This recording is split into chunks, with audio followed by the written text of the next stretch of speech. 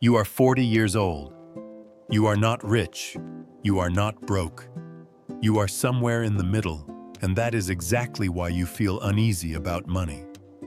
You make okay money, the bills get paid, maybe you have a 401k at work, a small balance sitting in savings, and a little bit of debt that never fully disappears. But if your paycheck stopped today, how long could you actually stay afloat? 30 days, 3 months, a year. When you really think about it, that question alone is uncomfortable, and most people never look it in the eye. In this masterclass, I am speaking directly to you, the person in that middle zone. Not the tech millionaire, not the 22-year-old trying to day trade. You, the normal American adult, between 35 and 60, who has done some things right, some things wrong, and is now asking very honestly, is this it? Am I behind? And what do I do from here? If that sounds like you, you are in the right place. Over the next few hours, we are going to build what I call the no BS wealth plan for people exactly in your situation. No hype, no get rich, quick promises, no magic trick where you flip your life overnight.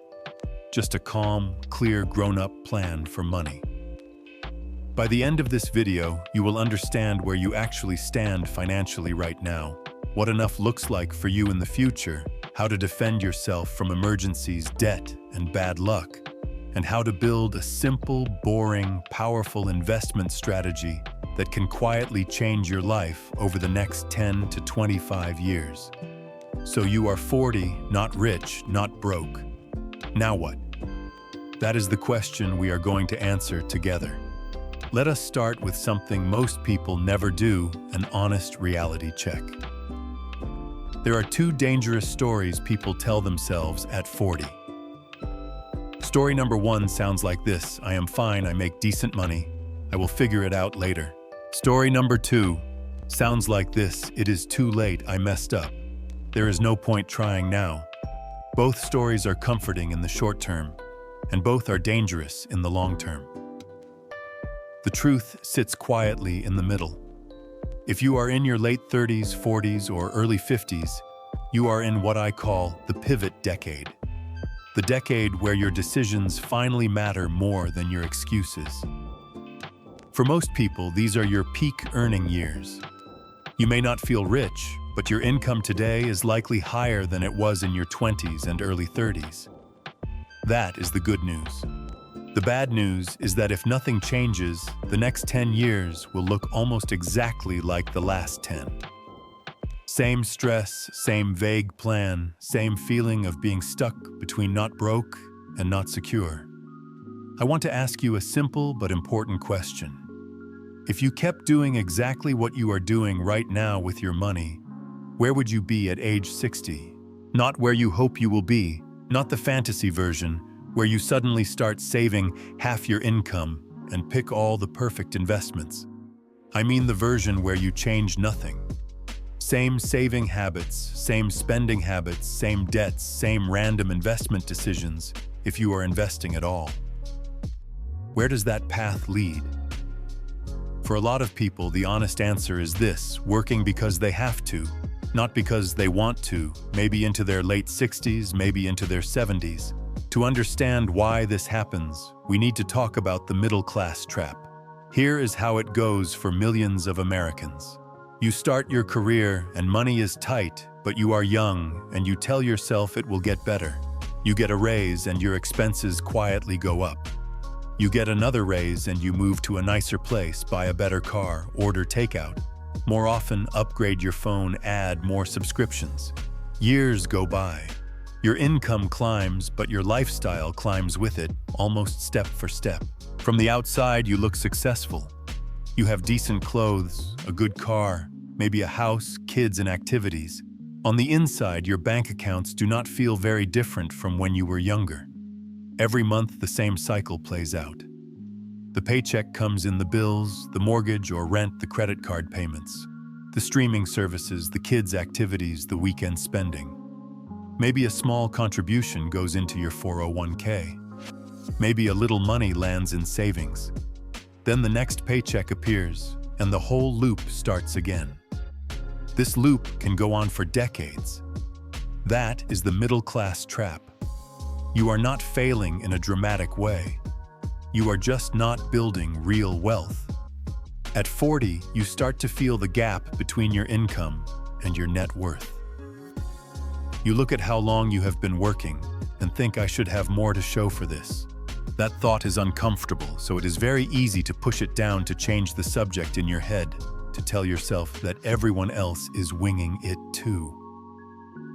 But you are here right now watching a long-form video about money. That means you are different. You have reached a point where floating in the middle, not rich, not broke, is no longer acceptable. You do not just want a paycheck.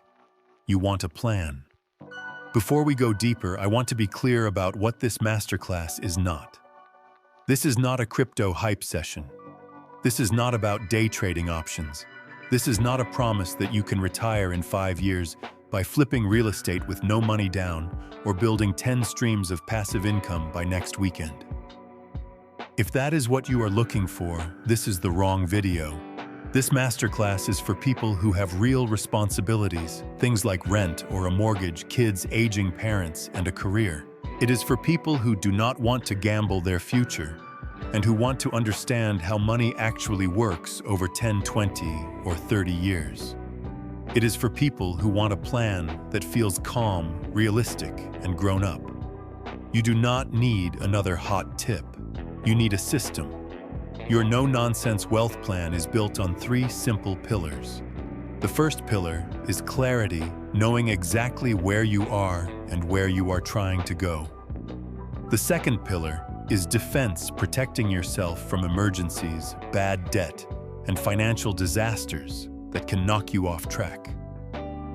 The third pillar is offense, using your income and the time you still have before retirement to actually grow wealth on purpose. In the chapters ahead, we will take a full snapshot of your current financial life, define what enough means for you personally instead of copying someone else's, goal, build a defense system with an emergency fund, a debt strategy, and basic protection, build an offense system using simple investing, retirement accounts, and tax-smart choices, and finally pull everything together into a 90-day action plan that you can actually follow. This is not about perfection. It is about direction. At 40, you do not need to do everything perfectly. You just need to stop doing the obviously harmful things and start consistently doing a few important things right over and over again. There is one more belief we have to deal with before we start talking about numbers. Many people hit their 40s carrying a heavy, quiet thought that sounds like this: I wasted too much time, it is too late for me. If that is in the back of your mind, I want you to hear this clearly. Yes, starting at 40 is harder than starting at 25. That is basic math. But you also have advantages that your younger self did not have. You probably earn more now. You know yourself better. You have made mistakes and learned from them. You likely have real reasons to care about your future, like a partner, kids, or simply the desire not to be financially stressed in your 60s. You are not starting from zero. You are starting from experience. The worst thing you can do now is let shame or regret freeze you in place. You do not need to be perfect with money. You just need to be intentional. From this point on, I want you to think of yourself as the chief financial officer of your own life. You may not love spreadsheets. You may not feel naturally gifted with numbers. That is okay. You are not applying to work on Wall Street. You are simply deciding to pay attention and to follow a plan. That alone already puts you ahead of most people. In the next part of this masterclass, we are going to begin with the first step of your no-nonsense wealth plan, knowing your numbers. Before we talk about 401k contributions, Roth IRAs, investing strategies, or retirement dreams, we need one simple thing: a clear and honest picture of where you stand today. Not your feelings about money, not your fears, just the numbers. So if you can grab a notebook, or be ready to pause the video and take notes as we go. We are going to build your financial snapshot at 40, and from there, we will finally have something solid to work with. In this part of the masterclass, we are going to do something most people avoid for years. We are going to actually look at your numbers. Not in a vague way like I make okay money or I spend too much, I guess. I mean real numbers that you can see on paper or on a screen. Because until you know exactly where you stand, every plan is just a guess. So think of this section as taking a financial snapshot of your life at around age 40. It might be slightly uncomfortable, but it is the starting point for every smart money move you are going to make from here. When I say know your numbers, there are 3 things we care about most. First, your net worth, what you own minus what you owe. Second, your cash flow, how money moves in and out every month. Third, your key ratios, the few simple percentages that tell you whether you are building wealth, treading water, or slowly sinking. Once you see these clearly, you will understand why you feel the way you feel about money, and you will know exactly what needs to change. Let us start with net worth. Net worth is one of the simplest concepts in finance, but a lot of people never calculate it. They know parts of it, like what is in their bank account, or roughly what they owe on a mortgage, but they never add it up in one place. Net worth is simply this. Add up all the things you own that have financial value, then subtract all the debts you owe. The result is your net worth. It is not a measure of your worth as a person. It is just a number that shows how much financial cushion or financial weight you are carrying. On one side, you list your assets. These might include cash and checking and savings money and retirement accounts, like a 401k, 403b, or IRA investments in a brokerage account. Equity in your home if you own one, maybe some company stock and any other assets with real value, like a paid-off car that you could reasonably sell. On the other side, you list your liabilities. These are things like your mortgage balance, car loans, credit card debt, personal loans, student loans, and any other money you owe. Then you subtract the total liabilities from the total assets. Assets minus liabilities equals net worth. That is it. At 40, your net worth might not look impressive, and that is okay. You might even be negative if you have a lot of debt and not much saved. Seeing this on paper can feel like a punch in the stomach. But here's the key. The number is not there to judge you. It is there to give you a starting point. If you do not know your starting point, you cannot measure progress. And progress is what we care about from now on. If you can, when this video is over or during a pause, write this down in the simplest possible way. On the left side of a piece of paper or in a simple spreadsheet, list your assets. Bank accounts, retirement accounts, investment accounts, home equity, if you know it, that may be a paid-off vehicle if you want to include it. On the right side, list every debt you can think of and write the approximate balance next to each one. Then add the left side, add the right side, and subtract. Do not stress about getting it perfect to the last dollar. A rough but honest snapshot is good enough for now. The next part of your snapshot is cash flow. Net worth tells you where you are today. Cash flow tells you what is happening every month. If you think of your finances like a bathtub, net worth is the current water level, and cash flow is how fast the water is coming in from the tap and how fast it is draining out. A lot of people in their 40s have a decent income but do not really know how much they keep each month. The money comes in the bills and card charges go out, and they just hope there is something left. Hope is not a plan. We want clarity. Your monthly cash flow has 3 main parts: income coming in, fixed expenses going out, and variable expenses going out. Income is your take-home pay after taxes and deductions, plus any side income you actually receive. Fixed expenses are things that are the same or almost the same every month, like rent or mortgage, car payment, insurance, premiums, minimum loan payments, and certain utilities. Variable expenses are the more flexible things like groceries, gas, eating out, entertainment, shopping, travel, and random online purchases. One simple way to understand your cash flow is this. Take your total monthly take-home income. Subtract all of your fixed expenses. What is left is available for variable spending and saving. Then look at how much you are actually saving or investing each month. If you are not sure, that is already a clue. It usually means the amount is small or inconsistent. Ideally, you want to get to the point where you can say something like, I bring home about X dollars per month, my fixed costs are about Y dollars, my flexible spending is around Z dollars, and I consistently save or invest this specific amount. A key number that falls out of this is your savings rate. Your savings rate is simply what percentage of your take-home income you are actually saving or investing for the future. If you bring home $4,000 a month and you invest $800 of it into retirement accounts and savings, your savings rate is 20%. If you invest $200, it is 5%. Many people in their 30s and 40s are at a savings rate of under 10% without realizing it. That low rate is part of why they feel stuck. Time helps, but contribution matters more.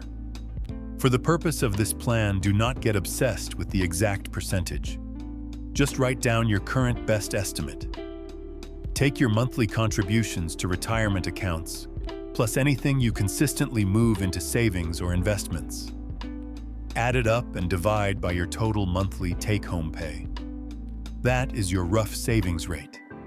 If that number is under 10%, we know there is work to do.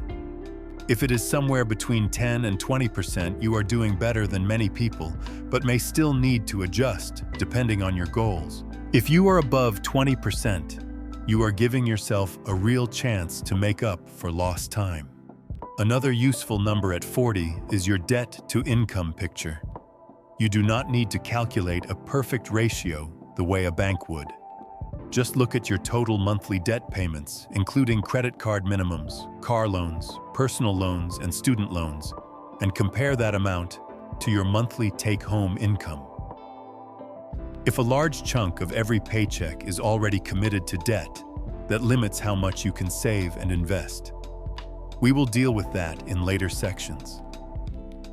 For now, just be honest about how much of your monthly cash flow is going toward paying for the past instead of building the future.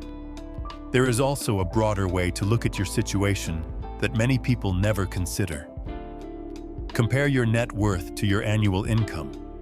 This is not a strict rule, and every life is different, but it can be a useful reality check. If you are 40 and you make, for example, $80,000 a year, but your net worth is only $10,000 or $20,000, that tells you that most of what you have earned over the years has flowed right back out.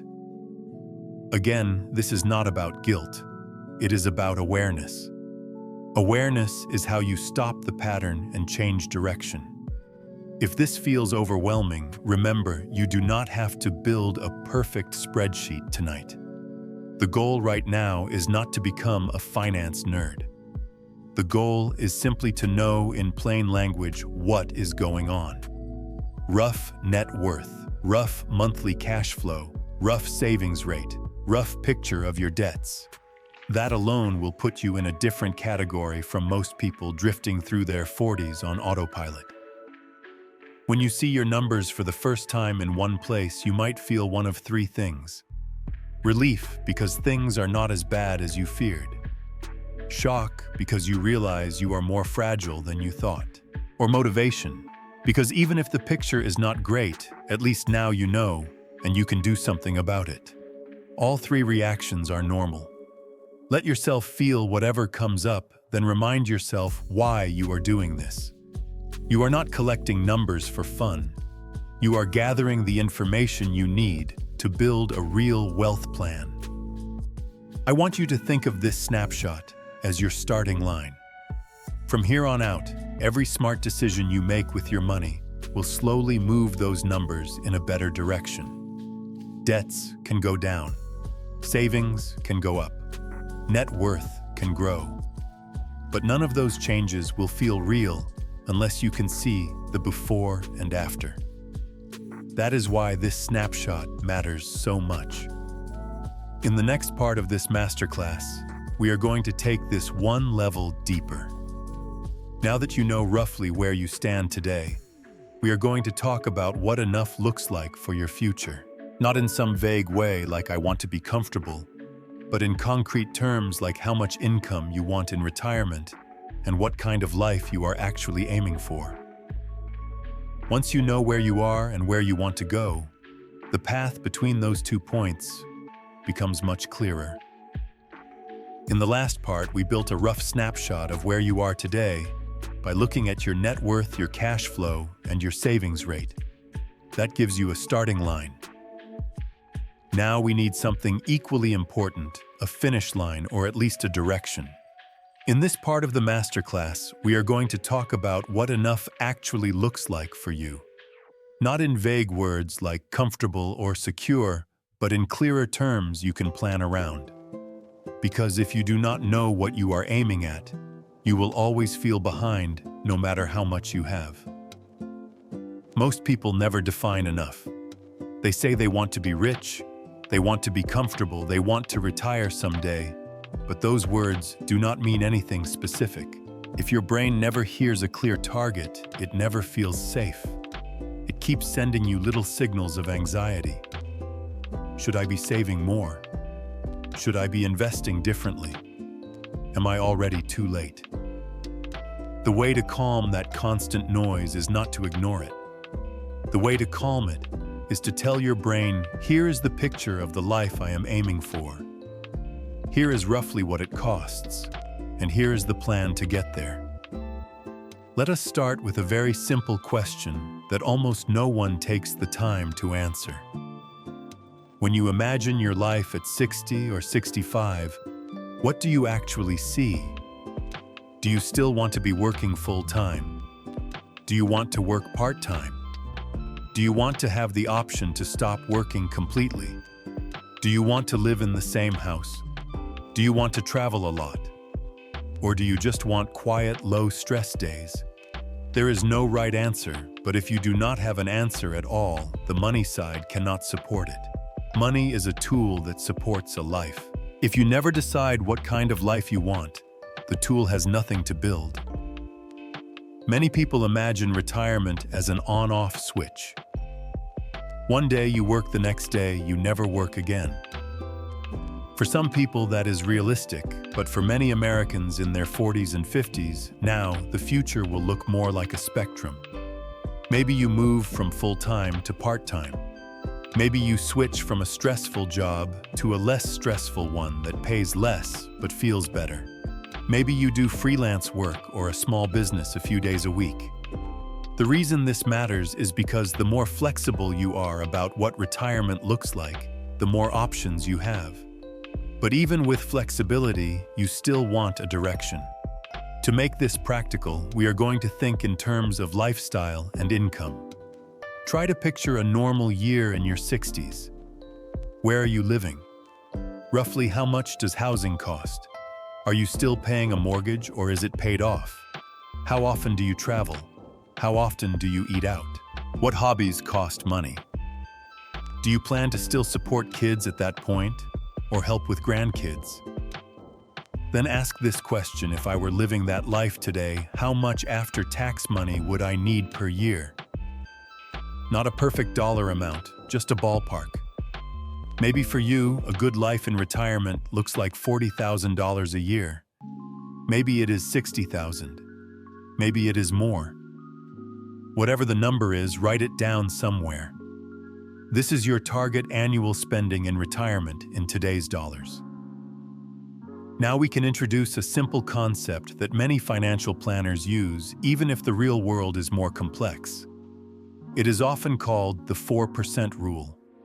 The idea is this: if you have a diversified portfolio of investments, like a mix of stocks and bonds, you can withdraw around 4% of the starting value in the first year of retirement and adjust that amount for inflation each year.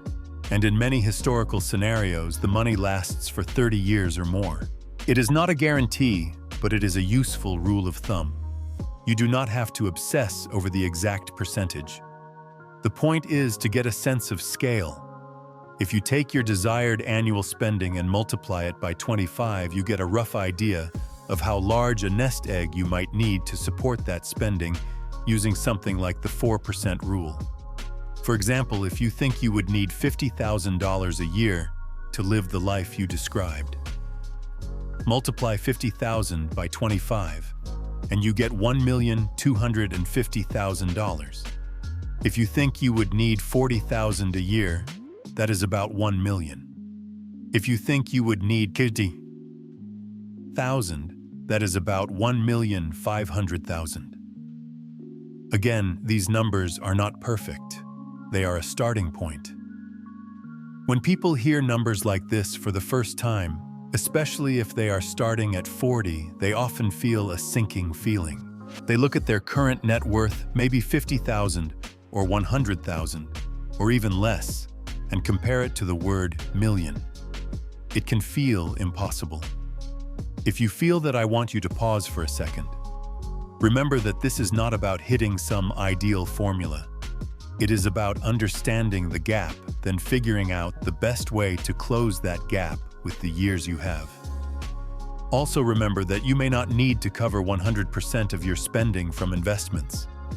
You may have Social Security income in the future. You may choose to work part-time. You may downsize your home and reduce your expenses. All of these things lower the size of the nest egg you need. So instead of thinking of the target as a giant mountain, think of it as a direction. If your current investments and savings would support, say, $10,000 a year at a 4% style rule, and your target is $50,000 a year, you know you need to grow your wealth so that it can support another $40,000 per year. That means more contributions and more time invested and possibly some lifestyle changes. The clarity here is the point. When you finally see that gap, you can stop wondering in the dark and start asking better questions. What do I need to save and invest each month? How long do I have? How much risk is appropriate for me? Another helpful way to think about enough is not just the end state at 60 or 65, but the milestones along the way. For example, one milestone might be hitting your first $100,000 in net worth outside of your primary home. Another milestone might be covering your basic living expenses with a mix of investment income and part-time work. Another might be paying off your mortgage before a certain age. These are all different flavors of enough at different stages. Each one makes your life more stable and gives you more options long before full retirement. It is also important to recognize that enough is personal. There will always be someone with more than you. More income, more investments, more real estate, more whatever. Chasing an image of success based on other people is a recipe for endless dissatisfaction. Your enough might be a modest paid-off home, some travel, simple hobbies, and time with family. Someone else might want a high-cost urban lifestyle with constant travel and luxury spending. Those are two completely different numbers. What matters is that your money supports your values, not someone else's highlight reel. To make this exercise useful at the end of this video or in a pause, I want you to write down 3 things. First, a short description in plain language of what a good life looks like for you in your 60s. Where you live, what your days feel like, how much you work, if at all. Second, a rough estimate of how much annual after-tax income that life would require in today's dollars. Third, a rough multiple for the size of your nest egg, even if it is just the simple 25 times rule. You might write something like, I want to live in a paid-off smaller house, spend about $50,000 a year, and I would like to have at least around $1.2 million in investments plus Social Security. That is not a plan yet, but it is a clear picture. Once you have that picture, something powerful happens. You can line it up next to the snapshot you created in the previous part. On one side, you have where you are now. On the other side, you have where you want to be. The difference between those two pictures is the gap your wealth plan is going to bridge. You move out of the vague space of, I should probably save more, into a more focused space of, here is roughly what I am aiming for, and here is what I need to do to move toward it. If all of this feels big and far away, that is normal. You do not have to fully believe the destination yet. For now, it is enough to say I am willing to start walking in that direction. The details of the path will change over time. Maybe you will adjust the age you want to slow down. Maybe your expenses will be higher or lower than you expect. Maybe you will have more or less income. Life is not perfectly predictable, but having a clear direction still puts you in a completely different place than drifting with no target. In the next part of this masterclass, we are going to talk about the next pillar of your plan defense. Now that you know where you are and have a rough picture of where you want to go, we need to protect your path. That means building an emergency buffer, dealing with debt in a strategic way, and making sure that a single bad event, like a job loss, a medical bill, or an accident, does not knock you completely off course. Defense is not as exciting as investing, but without it, even the best investment plan can fall apart. In the last parts of this masterclass, you created a snapshot of where you are today and a rough picture of what enough looks like for your future. You now have a starting point and a direction. In this part, we are going to work on something less glamorous, but absolutely critical: your financial defense. Before we talk about growing wealth aggressively, we need to make sure your plan is not built on sand. A strong defense protects you from the kinds of events that can wipe out years of progress in a single moment, like a job loss, a medical bill, or a stretch of bad luck. For someone around 40, defense usually means three main things: having an emergency fund, having a clear and realistic debt strategy, and having basic protection in place through insurance. None of these topics are flashy, but they are one of the main reasons some people quietly become secure, while others with similar incomes constantly feel one step away from disaster. Let us start with the emergency fund. An emergency fund is simply money set aside in a safe, easily accessible place dedicated to unexpected expenses or income interruptions. It is not for vacations, not for shopping, not for planned car upgrades. It is for when life throws you something you did not schedule. At 40, you probably already know that surprises are not rare. The car breaks down at the worst possible time. A medical issue comes up. A job that felt stable suddenly is not. When you have no buffer, every one of these events turns into a crisis. When you do have a buffer, they are still stressful, but they do not knock your entire financial life off course. So how much should you have in an emergency fund? The usual rule of thumb is 3 to 6 months of living expenses. For someone with a very stable job and 2 incomes in the household, 3 months might be enough. For someone with 1 income, variable income, or a higher risk of job loss, 6 months or even more can make sense. Some people prefer a bigger cushion simply for their own peace of mind. The number is flexible. The important point is that there is a dedicated pool of money you can tap without going into debt. If you have almost nothing set aside right now, do not panic. Many people in their 30s and 40s are in that position. The goal is not to magically fill this fund overnight. The goal is to start moving in that direction on purpose. Where should this money live? An emergency fund should be kept somewhere safe, not in the stock market, where it can drop in value right when you need it, and not in a complicated investment. Most people use a simple savings account, ideally a high-yield savings account or money market account that earns at least some interest, but still lets you access the money quickly. The point is safety and liquidity, not high returns. Think of your emergency fund like a seatbelt. You do not wear it because you expect a crash every day. You wear it because when something does go wrong, it can save you from much greater damage.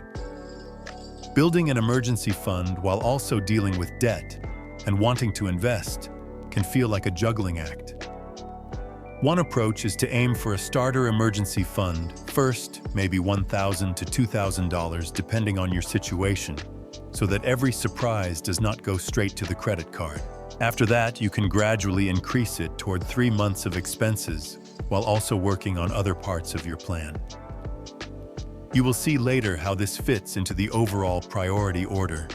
But for now, it is enough to recognize that having some buffer is non-negotiable. Without it, even a small crisis can wipe out progress and push you back into the middle-class trap of using debt to plug every hole. Now let us talk about debt. At 40, many people carry a mix of different debts: a mortgage, a car loan, credit cards, maybe lingering student loans or personal loans. Some of these debts are more dangerous than others. A fixed, low-interest mortgage on a home you can afford is very different from a pile of high-interest credit card balances. One of the most powerful things you can do in your 40s is to get very honest about which debts are quietly draining your future and to create a strategy to deal with them. A simple way to think about this is to separate your debts into 2 categories. First, harmful or high-interest debt, usually credit cards, store cards, and some personal loans where the interest rate is in the double digits or close to it. Second, more manageable or lower-interest debt, like a reasonable mortgage, some student loans, or a car loan at a relatively modest rate. The harmful debt is like a financial fire that burns in the background every month. If you only make minimum payments, it can linger for years, eating up money you could have used to build wealth. The more manageable debt is more like a fixed cost of your current lifestyle that you can plan around. There are 2 common frameworks for paying off harmful debts: the debt snowball and the debt avalanche. With the snowball method, you list your debts from smallest balance to largest balance, regardless of interest rate. You focus extra payments on the smallest debt while making minimums on the rest. When the smallest one is gone, you roll that payment into the next one, and so on. The psychological advantage is that you get quick wins, and those wins build momentum. With the avalanche method, you list your debts by interest rate, highest to lowest. You focus extra payments on the highest interest rate debt first, while paying minimums on the rest. Mathematically, this usually saves you more money in interest over time. For many people, especially in their 40s, the best method is the one they will actually stick with. Whether you choose snowball or avalanche, the point is to stop treating your debt as a vague cloud and start attacking it with a plan. At the same time, you do not necessarily need to wait until every debt is gone before you start investing or building retirement savings. This is where nuance matters. If you have extremely high-interest credit card debt, it often makes sense to prioritize paying it down aggressively because the interest rate is higher than almost any safe long-term return you could get from investing. But if your debts are mostly lower interest, it can make sense to both pay them down and invest at the same time, especially if you have access to things like employer matching contributions in a retirement plan.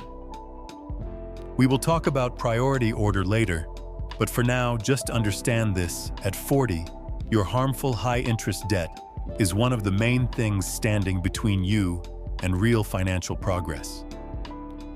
Reducing it is a form of guaranteed return. The last part of your financial defense is protection, and in your 40s, that usually means insurance. Nobody likes paying insurance premiums. It can feel like throwing money into a hole. But one of the biggest financial threats to a middle-class family is not a bad month in the stock market. It is a major event that either destroys income or creates huge expenses. Insurance is not about expecting the worst. It is about making sure that if the worst does happen, your entire plan does not collapse. For many people around 40, the main types of insurance to think about are health insurance, life insurance if you have people depending on your income, and disability insurance, which protects your income if you are unable to work for a period of time due to illness or injury. There are other types of insurance that might be relevant, like auto and homeowners or renters insurance, but those are more standard and often required already. Health insurance is essential in the United States because medical costs can be extremely high. Even with insurance bills can be painful. Without it, a serious illness or accident can turn into a financial disaster that follows you for years. If you have access to health coverage through an employer, understand your options and make sure you are not going completely uninsured to save a little each month. Life insurance is there to protect the people who rely on you financially. If you have a spouse, partner, or children who would be in serious trouble if your income suddenly disappeared, a simple term. Life insurance policy is often the most straightforward tool. Term insurance covers you for a set period of years, like 20 or 30 years, and if you pass away during that time, it pays out a lump sum to your beneficiaries. The goal is not to make anyone rich. The goal is to pay off major debts, cover living expenses, and buy time for your family to adjust. Many people in their 40s are underinsured or not insured at all. If you do not have dependents and no one is relying on your income, you may not need life insurance. But if you do, it is worth at least considering term coverage as part of your defense plan. Disability insurance is often overlooked, but your ability to earn an income is one of your biggest assets. If an illness or injury kept you from working for 6 months or a year, what would happen? Some employers provide short-term or long-term disability coverage. Others do not. It is worth understanding what you already have and whether it is enough. Again, the goal is not to become an insurance expert. The goal is to avoid a situation where one health event or one accident wipes out years of saving and investing. At this point, you might feel like defense is a lot of work, and in some ways it is. But here is the mindset shift that can help. Every piece of defense you build is not just protection against bad things. It is also freedom to take smart risks in other areas. When you have an emergency fund, you can handle a job change or an unexpected bill without spiraling into debt. When your harmful debt is under control, your monthly cash flow opens up and you can invest more. When you have basic insurance in place, you can sleep better at night, knowing that your family will not be left helpless if something happens to you. All of that makes it easier to stick with your long-term investment plan, because you are not constantly operating in panic mode. So as you think about your defense, remember this. You are not trying to become invincible. You are trying to become resilient. You are building a financial shock absorber so that life can hit you without breaking you. That is what allows your wealth plan to survive long enough to work. In the next part of this masterclass, we are going to shift from defense to offense. We will talk about the no-nonsense investing framework for people in their late 30s, 40s, and 50s.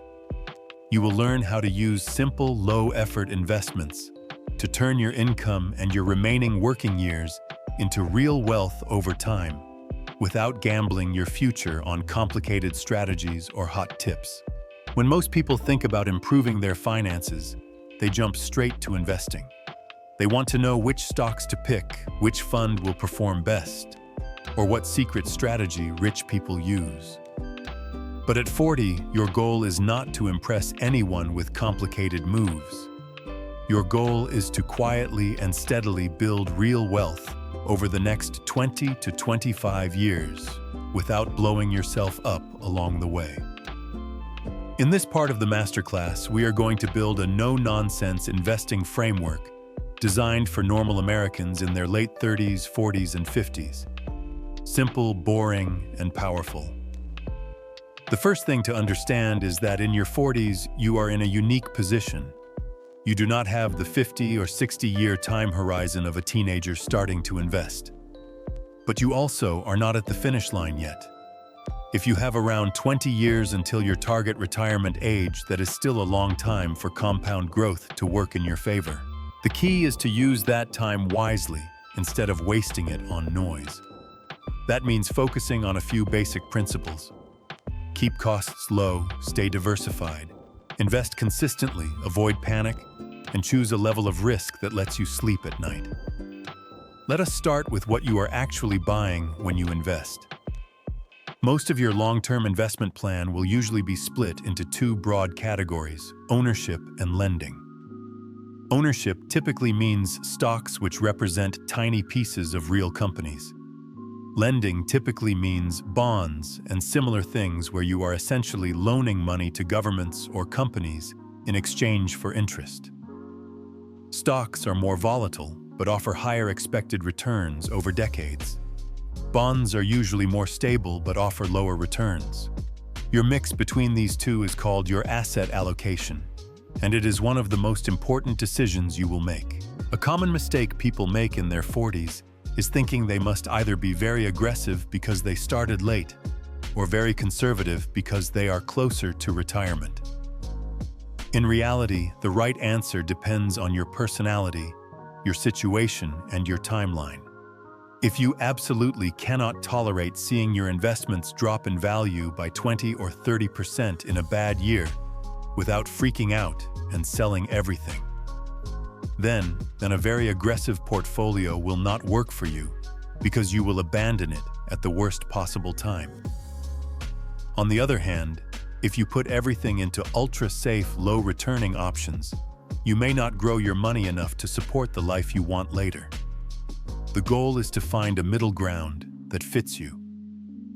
For many people in their 40s, a balanced portfolio might mean something in the range of 60% in stocks and 40% in bonds and cash like investments.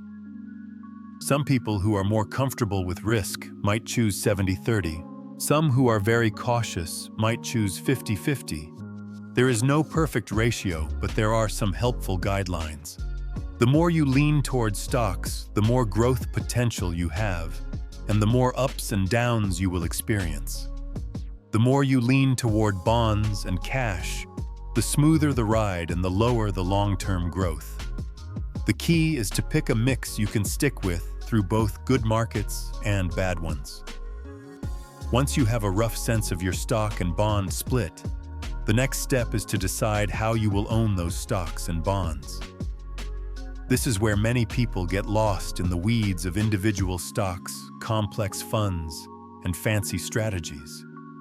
You do not need any of that.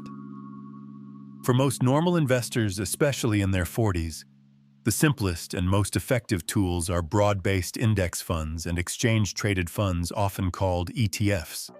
These funds own hundreds or thousands of companies at once, or a broad basket of bonds, and they are usually low cost. Instead of trying to pick winners, you simply buy a piece of the whole market. You may have heard of something called a three-fund portfolio.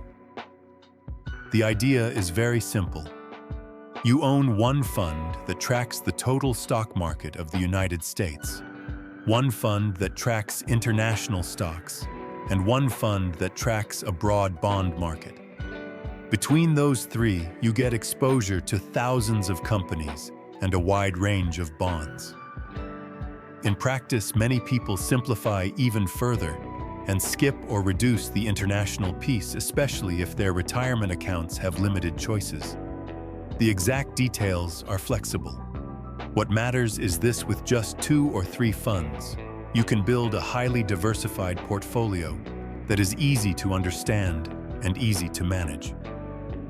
Why is this kind of simplicity so powerful?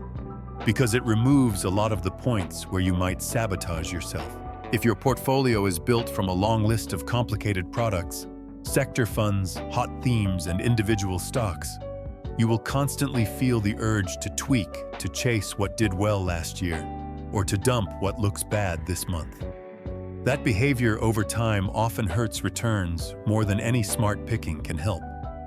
A simple portfolio of low-cost index funds lets you focus on the things that really matter: how much you contribute, how long you stay invested, and how you behave when markets are rough. Speaking of rough markets, if you are going to invest in stocks at all, you must accept this reality.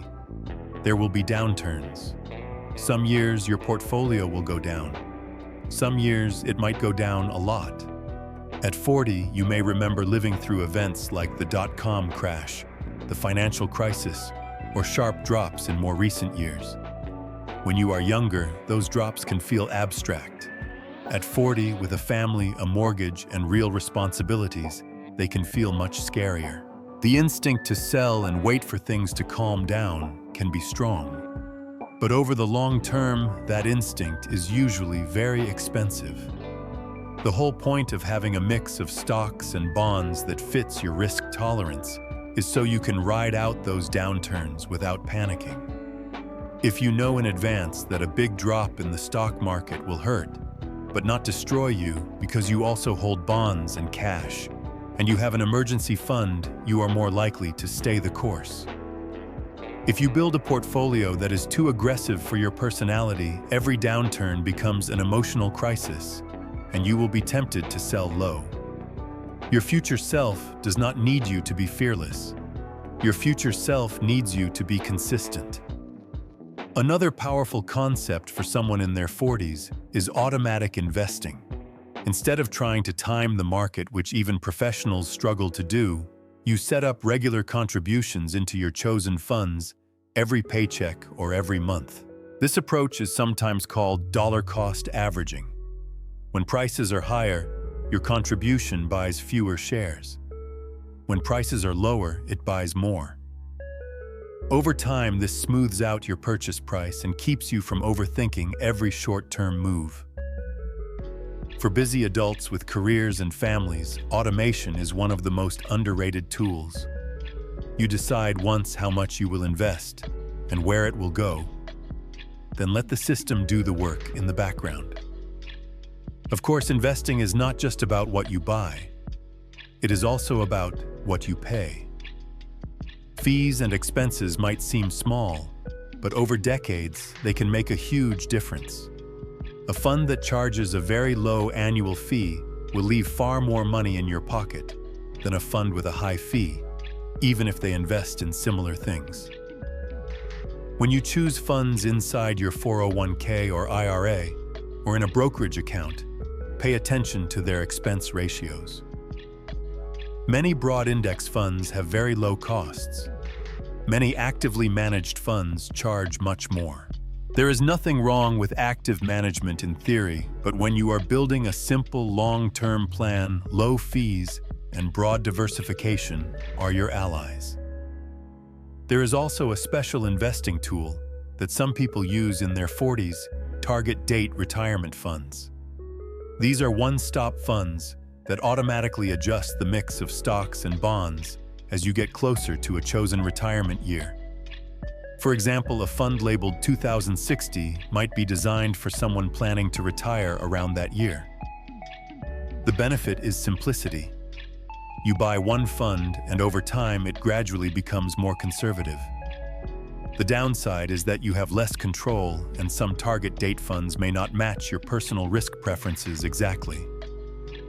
Still, if you feel overwhelmed by choices, a good low-cost target date fund inside a retirement account can be a reasonable option. The more you learn about investing, the more strategies you will encounter. Real estate, small business ownership, dividend strategies, alternative assets, and so on. Some of these can play a role in a well-rounded wealth plan. But remember the core idea of this framework. At 40, with 20 or so years to go, your main engine of wealth is not a secret tactic. It is the combination of your income, your savings rate, a simple diversified portfolio, and time. Fancy strategies can be interesting, but they should not distract you from the basics. If you do the basics well consistently, you will be ahead of the majority of people who chase complexity and never stick with anything long enough to see results. So as you think about investing, adopt this mindset. Your portfolio is not a casino, it is a machine. You feed it with contributions from your earnings. The machine is built from broad, low-cost funds that own huge slices of the global economy. The machine will sometimes sputter and shake during downturns. But if you built it sensibly and you keep feeding it over time, it grows. Your job is not to constantly rebuild the machine from scratch. Your job is to design it carefully, once check on it periodically, and keep it supplied. In the next part of this masterclass, we are going to connect this simple investing framework to the specific tools available to you in the United States, like workplace retirement plans, individual retirement accounts, and possibly health savings accounts. You will see how to plug your investments into the right accounts so that you get tax advantages and make the most of every dollar you invest. That is how a fence and smart structure work together to move you from not rich and not broke toward real long-term security. In the last part of this masterclass, we talked about building a simple, diversified investment machine using broad funds and a sensible mix of stocks and bonds. Now we need to plug that machine into the right accounts, so you are not just investing, but investing in a tax-smart way. For Americans in their late 30s, 40s, and 50s, that usually means understanding and using workplace retirement plans, like a 401k individual retirement accounts known as IRAs, and in some cases, health savings accounts. The goal of this part is not to turn you into a tax expert. The goal is to give you a clear, practical playbook so you know where each new dollar should go first, second, and third. Let us start with workplace retirement plans. If you work for a company, there is a good chance you have access to something like a 401k. If you work for a school hospital or certain nonprofits, it might be called a 403b. If you work for the government, it might be a different label. In all of these cases, the basic idea is similar. You can choose to have a portion of your paycheck set aside automatically into an investment account for retirement. In many cases, your employer will even add some money on top in the form of a match. If you do nothing else in this entire masterclass, at least make sure you understand how your employer match works, because it is one of the few truly free lunches in personal finance. A common setup looks like this. Your employer might say they will match 50 cents for every dollar you contribute up to a certain percentage of your salary, or they might match dollar for dollar up to a lower percentage. You do not need to memorize the formula.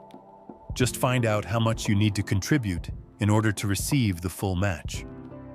If, for example, your employer will match contributions up to 5% of your salary, then contributing that 5% becomes a priority.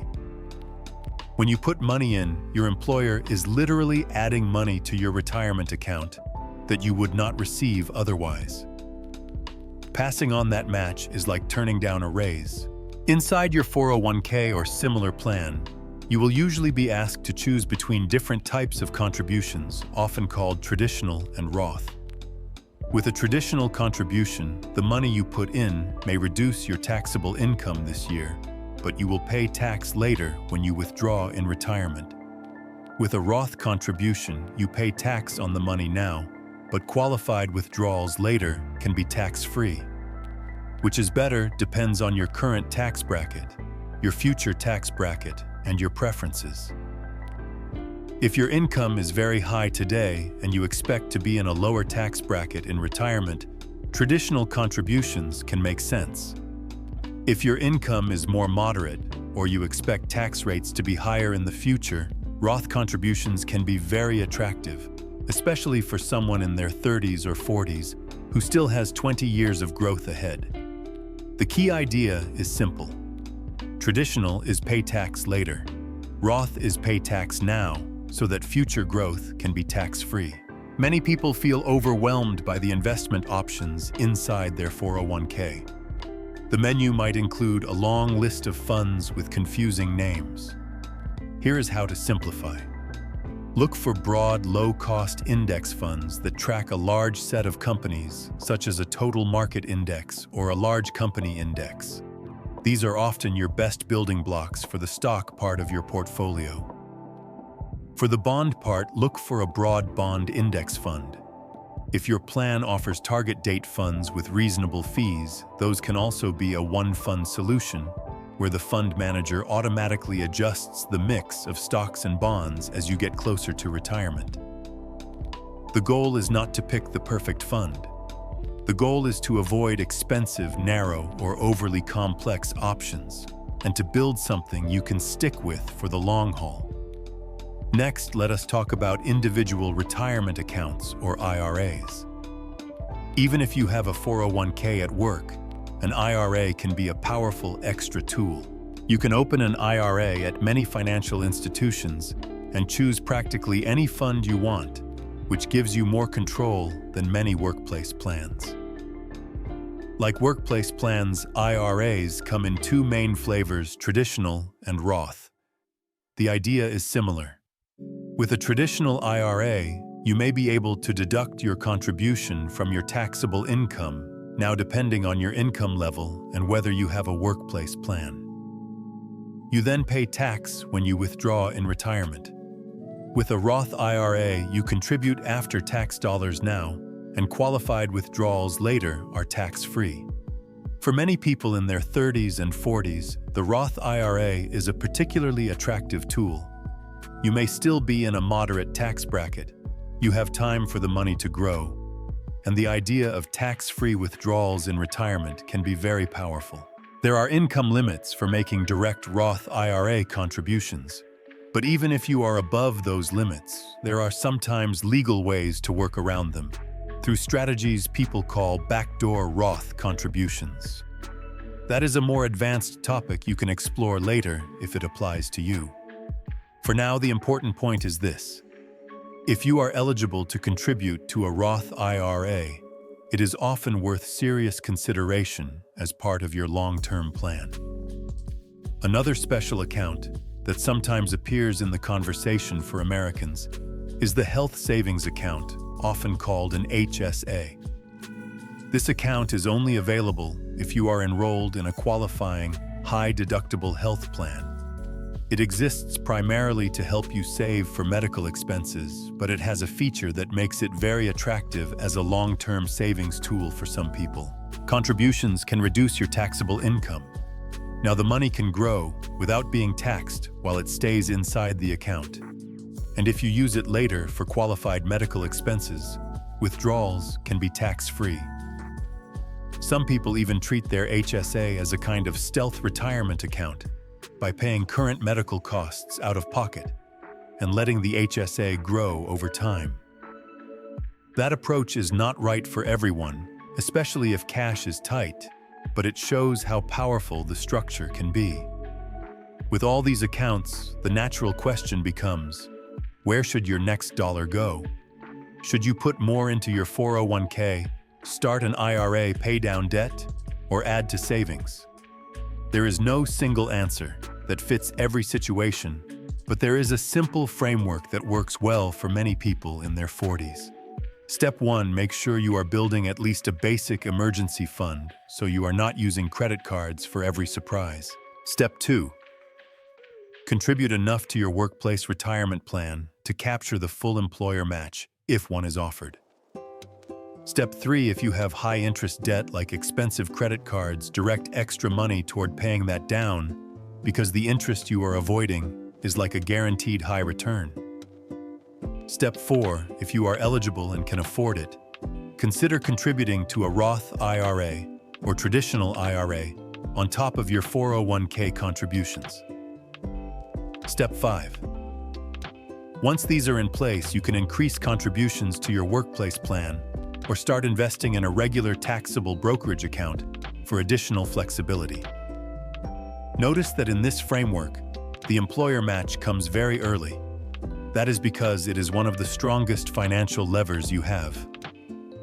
After that, high-interest debt is addressed because it drags on every other part of your plan. Then, additional tax-advantaged accounts like IRAs and HSAs are layered in as your capacity to save grows. You do not have to follow this order perfectly, but it is a useful starting point as you think about your own life. It is also worth mentioning that taxable brokerage accounts, the regular investment accounts you open outside of retirement-specific containers, are not bad. They simply do not give you the same tax breaks. The advantage of these accounts is flexibility. You can invest for goals that are before traditional retirement, like taking a career break, helping with a child's education, or starting a small business. Earnings in these accounts may be taxed along the way, but you also have more control over when you sell and how you manage those taxes. In a complete wealth plan, it is common to have a mix of retirement accounts and taxable accounts, each serving different roles. The big picture here is this. The accounts you use are like different kinds of jars. The investments are what you put inside the jars. A simple diversified investing strategy can sit inside many different types of jars. What changes is when and how you pay tax, how flexible the money is, and what rules you have to follow. Your job is not to memorize every detail. Your job is to understand enough to make smart, broad decisions. Take the free money your employer offers through matching, avoid leaving tax advantages on the table if you qualify for them, and then build additional flexibility through other accounts as your financial life gets stronger. At 40, the combination of these tools can be especially powerful. You may still have 2 decades or more for your contributions to grow, and you may be able to contribute more now than you could when you were younger. When you combine consistent contributions, sensible investments, and tax-smart account choices, you give yourself the best possible chance of closing the gap between where you are and where you want to be. You do not have to do everything this year. You do not have to hit the maximum contribution limits on every account. You simply need a clear order of operations and the willingness to improve step by step. In the next part of this masterclass, we are going to talk more about the silent forces that can either help or hurt your wealth progress from here, things like taxes on your investments and the fees you pay without noticing.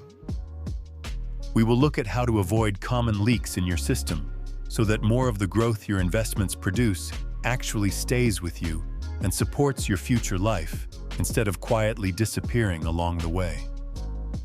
In the last part of this masterclass, we talked about using different types of accounts to put a structure around your investments so that your money is not only growing, but also benefiting from tax advantages where possible. Now we are going to look at 2 quiet forces that can either work against you or work for you over the next 20 years, taxes and fees. These are the silent killers of wealth when they are ignored, and they are quiet boosters of wealth when you manage them well. At 40, with limited time to compound, you cannot afford to let a big chunk of your growth leak away every year without noticing. You do not need to become a tax professional or a fund analyst. You simply need to understand the basic ways these forces show up in your financial life and make a few smart choices to reduce the damage. Let us start with taxes on investments. Whenever you invest outside of tax-advantaged accounts like retirement accounts and certain special accounts, the government may tax the profits you make. If you buy an investment and later sell it for more than you paid, that profit is called a capital gain. If your investment pays you income along the way, such as interest from bonds or dividends from stocks, that income may also be taxed. The exact rules depend on where you live and your personal situation, but the main idea is simple. The government can take a piece of what your investments earn. The more often you trigger taxable events, and the less thoughtful you are about where you hold, the more you can end up paying. One important distinction in many systems is between short-term and long-term capital gains. If you sell an investment that you held for a short period of time, say less than a year, the profit may be taxed at higher rates, sometimes similar to the tax rates you pay on your regular salary. If you hold an investment for longer than that threshold, the profit may be taxed at a lower rate. The details change over time, but the pattern is clear. Frequent trading, jumping in and out of positions, and chasing short-term moves can create more taxable events and more tax at higher rates. Long-term investing, where you buy sensible holdings and keep them for years, tends to be more tax-friendly. Even if you do not know the exact numbers, you can understand the direction. This is one of the reasons why a simple, low-turnover portfolio is so powerful. When you own broad index funds and hold them for long periods, there is less trading inside your account and fewer taxable events triggered by your decisions. You are not constantly realizing gains by selling winners and jumping to the next idea. You are letting your money grow quietly. When you do need to make changes, you can do so in a measured way rather than reacting to every headline. Over 20 years, that patient behavior can leave more money in your pocket than a hyperactive approach, not just because your investments can grow, but because you are not constantly cutting pieces off the top to send in as tax. Account choice matters too. Remember those jars we talked about? Certain jars, like retirement accounts, have special tax rules. Inside those jars, buying and selling does not typically create immediate tax bills. You may pay tax later when you withdraw the money, or you may have paid tax already on the way in. But the growth inside can happen without constant taxation. That is one of the reasons it often makes sense to keep your long-term investments inside tax-advantaged accounts when you can. Your money can compound without extra drag. Taxable accounts, the regular ones, are still useful and sometimes necessary, especially when you want flexibility or you have already taken full advantage of your tax-favored options. But in those regular accounts, you want to be aware that every time you sell at a gain, you may be increasing your tax bill. There is a strategy some people use called tax-efficient fund placement, sometimes called asset location. The idea is simple. If you have both tax-advantaged accounts and taxable accounts, you can think about which investments live in which jar. Investments that generate a lot of taxable income each year, like certain bond funds or high-turnover funds, may fit better inside tax-advantaged accounts, where that income is sheltered. Investments that are more tax-efficient, like broad stock index funds that do not pay huge dividends and do not trade a lot, can fit more comfortably in taxable accounts. You do not need to obsess over this, but even a basic awareness can help you avoid obvious mistakes, like putting your least tax-friendly holdings in the account that is taxed the most. Another tax-related concept is simply time. The longer you leave your money invested, the more your gains come from growth on growth, rather than just your original contributions. If you are constantly pulling money out of your investments for non-emergency reasons, not only are you interrupting that compounding, but you may also be triggering taxes early. One of the most helpful habits you can build after 40 is to treat your long-term investments as if they are not available for day-to-day wants.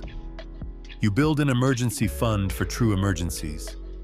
You keep some short-term savings for near-term goals, and you leave the long-term money alone as much as possible so it can do its job. Now let us talk about fees. Taxes take a slice of your profits on behalf of the government. Fees take a slice on behalf of the financial industry. Some fees are fair and some are frankly not. Every dollar that goes to fees is a dollar that does not stay invested for you. The tricky part is that fees often look small on paper. You might see an expense ratio or annual fee of 1% and think it is nothing.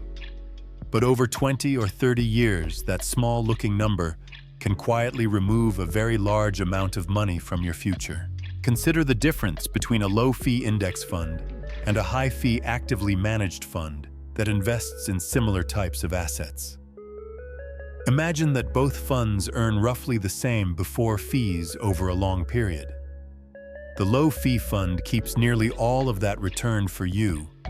The high-fee fund takes a slice every single year. That slice does not just reduce the value in that year, it also reduces the base on which future gains can compound. Over time, the gap can become dramatic. That is why many wealth-focused people are obsessed with keeping investment costs low. They know that compounding works both ways. It grows your money, and it also grows the impact of any leak in the system. Fees can show up in multiple places.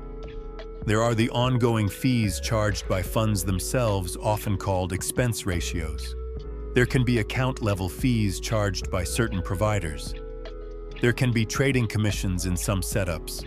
Although many platforms now have zero commission trading for common products, there can also be more hidden costs like front-end sales charges or back-end surrender charges attached to certain products. When you are evaluating where to invest and what to invest in, it is worth taking a quiet moment to look up the costs. You do not need to choose the absolute lowest fee option in every case, but you should have a good reason to pay more than necessary. Another fee-like cost to be aware of is the price of advice. Financial advisors, planners, and other professionals can provide real value, especially when they help you make better decisions, avoid big mistakes, and create a plan tailored to your life. But the way you pay for that advice matters. Some advisors charge flat fees or hourly fees. Others charge a percentage of the assets they manage for you, often around 1% a year. That might sound simple, but remember what we said about seemingly small percentages. If you pay a 1% advisory fee on top of the fees inside the funds you own, and this goes on for decades, you are giving up a meaningful slice of your future wealth.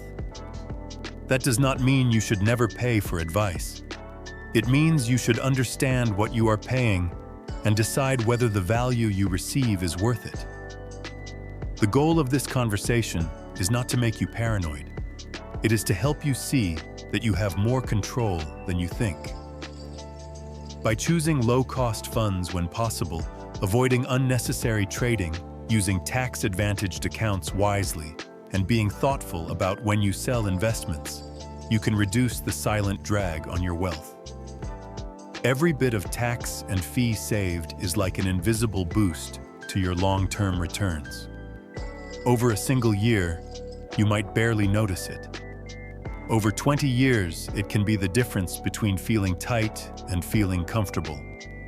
As with everything in this masterclass, perfection is not required. You do not need to optimize every dollar. You do not need to memorize tax codes or chase tiny differences in expense ratios. Focus on the big obvious wins.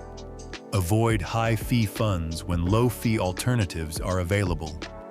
Avoid investment products you do not understand that lock you in or charge big penalties to get out. Hold your long-term investments for the long term instead of constantly jumping in and out. Use your tax-advantaged accounts as much as you reasonably can. If you do just those things, you will avoid most of the major traps. At 40, your time is your most valuable resource, but it is not unlimited. The less of your return you give away each year, the more that limited time can work for you. Think of it this way. Every extra bit of return you keep by lowering taxes and fees is like hiring another small worker to build your future. It is quiet, it does not make headlines, and you will not see it in a single week. But it will be there year after year, adding up. In the next part of this masterclass, we are going to bring everything together by looking at some real-life style case studies. We will walk through the situation of a typical 40-year-old couple with kids, a single person starting late, and a higher income earner who feels like they should be further ahead. You will see how the concepts we have been talking about, from snapshots and targets to defense accounts and tax-aware investing, all fit together into concrete step-by-step plans. This will help you see that these ideas are not just theory. They can be applied to real lives that look a lot like yours. Now that you have seen the big ideas behind your wealth plan, it is time to watch those ideas in action. In this part of the masterclass, we are going to follow a realistic example of a 40-year-old couple and see how they can move from drifting in the middle to following a clear, step-by-step plan. The details will not match your life exactly, but the patterns will feel familiar. As you listen, imagine where your own numbers would be different and how you would adjust the steps for your situation. When you see a real story, it becomes easier to believe that change is possible for you too. Let us meet our first example. They are a married couple, both around 40 years old. They have 2 kids who are still at home. Together, they earn about $90,000 a year before taxes. They live in a fairly average cost area, not the most expensive city in the country, but not the cheapest either. They own a home with a mortgage. They both have small balances in workplace retirement accounts, but nothing that feels impressive. They also have several $1,000s in credit card debt that never quite seems to disappear, and a car loan they took on a few years ago. They feel like they are constantly moving money around, but never really getting ahead. If you asked them about their finances before this masterclass, they would probably say something like, "We are doing okay. We pay our bills, but we should probably be saving more." They do not have a written plan. They have never calculated their net worth. They contribute something to their 401k because someone at work told them to, but they do not really know how much or what it is invested in. When they think about college for their kids or retirement for themselves, they feel a mix of guilt and avoidance. They tell themselves that they will focus on it later, maybe after the next raise or after the next busy season at work. In other words, they are in the middle-class trap. Now imagine that this couple sits down one weekend, watches a video like this, and decides that they are done drifting. The first thing they do is create a snapshot. They list their assets. They have a few thousand in checking and savings combined. Their retirement accounts together add up to perhaps $30,000. The current value of their home is higher than what they owe on the mortgage, so they have some home equity, but not a huge amount. On the other side, they list their liabilities. There is the mortgage balance. There is a car loan. There are credit card balances of maybe $8,000 or $10,000 spread across a few cards. When they subtract what they owe from what they own, their net worth number looks small compared to how long they have been working. It is a bit of a shock, but now they know. Next, they look at their monthly cash flow. Together, they bring home maybe $6,000 a month after taxes and workplace deductions. Their mortgage takes a big chunk. Childcare or kids' expenses take another big chunk. Then they list utilities, insurance, groceries, gas, phone bills, internet, and so on. By the time they add up all the fixed costs and the flexible spending they realize that they have been saving only a few $100s a month at best, and some months they are actually adding to their credit card balances instead of paying them down. Their savings rate is in the single digits. No wonder they feel stuck. With the snapshot in front of them, they move to the question of enough. They talk honestly, for the first time in a while, about what they want their life to look like in their 60s.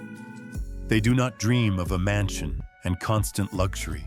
What they really want is to have their home paid off or downsized to something affordable, to have enough income to cover basic expenses and some travel, and to not worry every time the car makes a strange noise. They picture a lifestyle that might cost $50,000 a year after tax in today's dollars. Using the simple rough rule, they multiply that by 25 and get a target nest egg of around $1,250,000 plus Social Security income. That number feels big, but at least now they know what they are aiming at. At this point, the old version of them might have stopped. The new version keeps going. They start building their defense. They realize they have no real emergency fund, so they set an initial goal of putting together a starter emergency fund of $1,000 to $2,000 as fast as they can. They look at their budget and identify a few obvious leaks. Streaming services, they do not use frequent food delivery, random online shopping. By tightening up for a couple of months, they can redirect a few $100s a month into a separate savings account labeled emergency. It will not happen overnight, but they have a clear target. At the same time, they get honest about their credit card debt. They list each card, the balance, and the interest rate. One card has a fairly small balance with a high rate. Another has a bigger balance with a similar rate. A third has a balance that is annoying, but not huge. They decide to use their emotional style and choose the debt snowball method. They focus every extra dollar that is not going into the starter emergency fund on the smallest balance first, while paying minimums on the others. Every time they pay one card off, they celebrate close or cut up the card if it tempts them to overspend and roll the amount they were paying into the next one. The goal is to see the list of debts shrink over the next year or two instead of just shuffle around. While they are building this defense, they also look at their insurance. They confirm that they have health insurance through one of their employers. They check whether they have life insurance and realize they only have a small policy that might cover a year or so of expenses, which is not much with kids at home. They decide that as their budget improves, they will look into a simple term life policy for the primary breadwinner, enough to pay off the mortgage and support the family for several years if the worst were to happen. They also check their auto and home coverage to make sure they are not dangerously underinsured. They do not make every change at once, but they start treating protection as a priority rather than an afterthought. Once their basic defense plan is set, they turn to offense. They look at their workplace retirement plans more closely. One of them has a 401k with a match that they were not fully using. The employer offers a 50% match on contributions up to 6% of salary, but they were only contributing 3%. By increasing the contribution to at least 6%, they unlock extra free money from their employer every paycheck. It means slightly less cash in their checking account in the short term, but more going toward their future with an instant return. They decide that getting the full match is non-negotiable from now on. Inside the 401k, they review the investment options. Before, the money was scattered across several random funds chosen years ago. Now they intentionally choose a simple mix.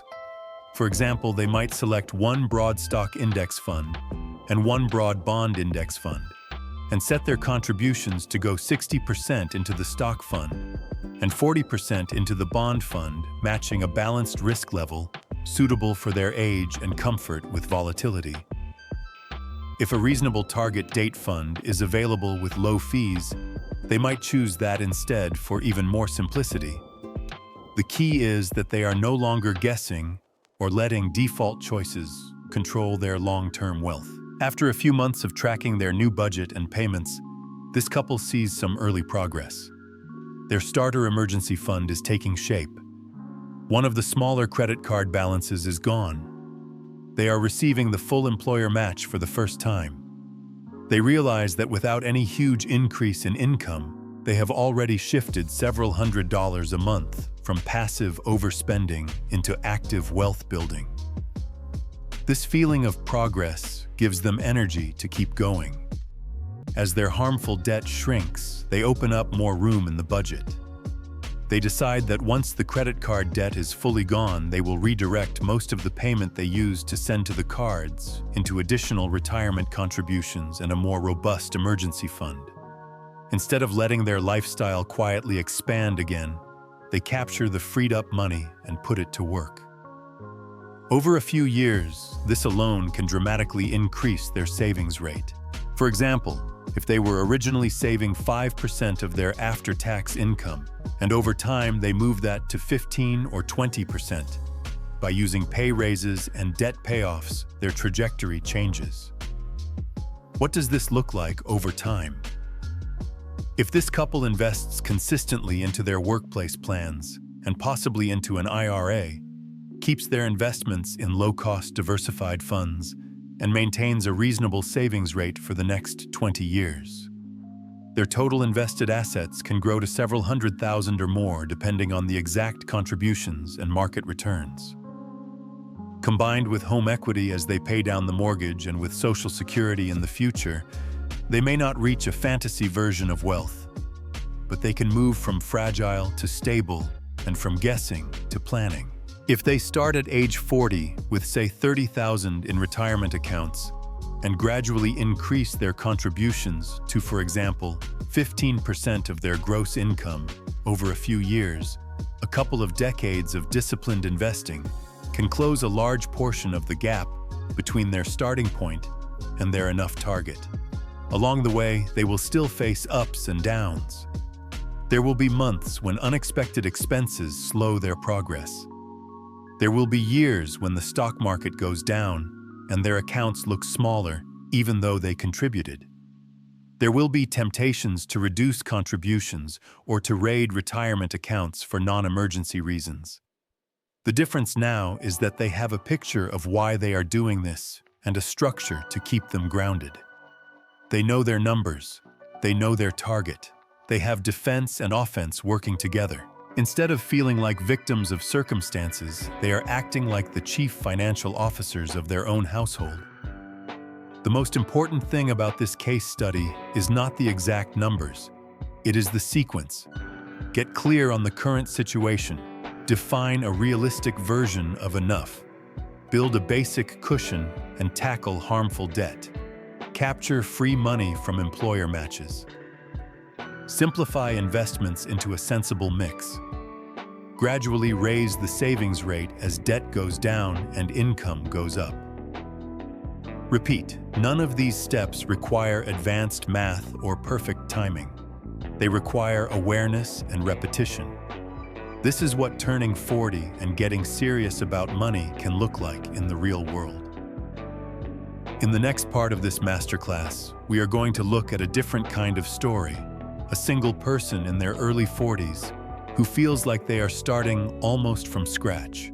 You will see how the same principles can apply even when there is no second income in the household and no partner to share the load.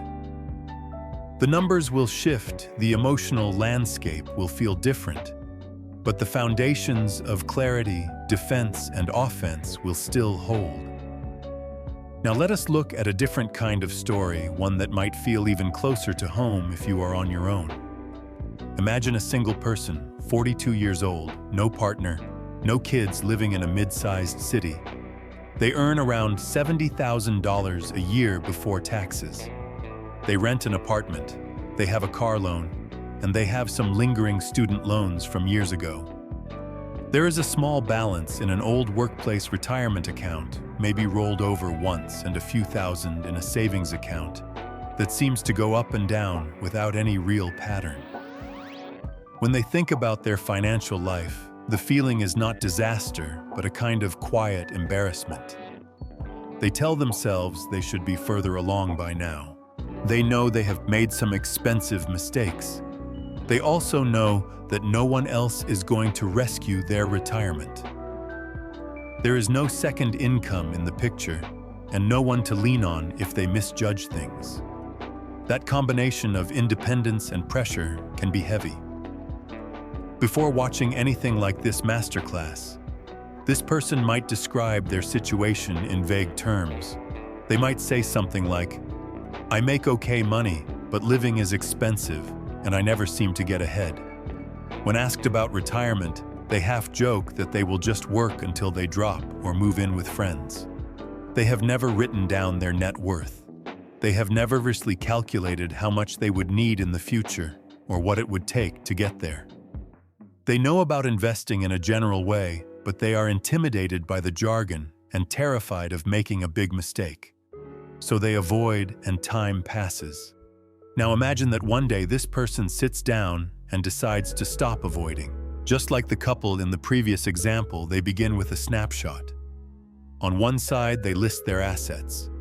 A few thousand in checking, maybe a few thousand more in savings. A small balance in an old 401k or IRA, perhaps $10,000 or $15,000 total. If they own their car outright, that might be an asset too. But in this case, they are still paying a loan, so the net value is not huge.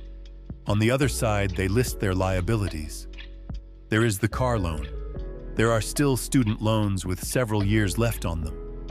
Maybe there is a bit of credit card debt that fluctuates but never really goes away. When they subtract liabilities from assets, their net worth number might be barely positive or even slightly negative. For someone who has been working for almost 20 years, that can be a painful realization.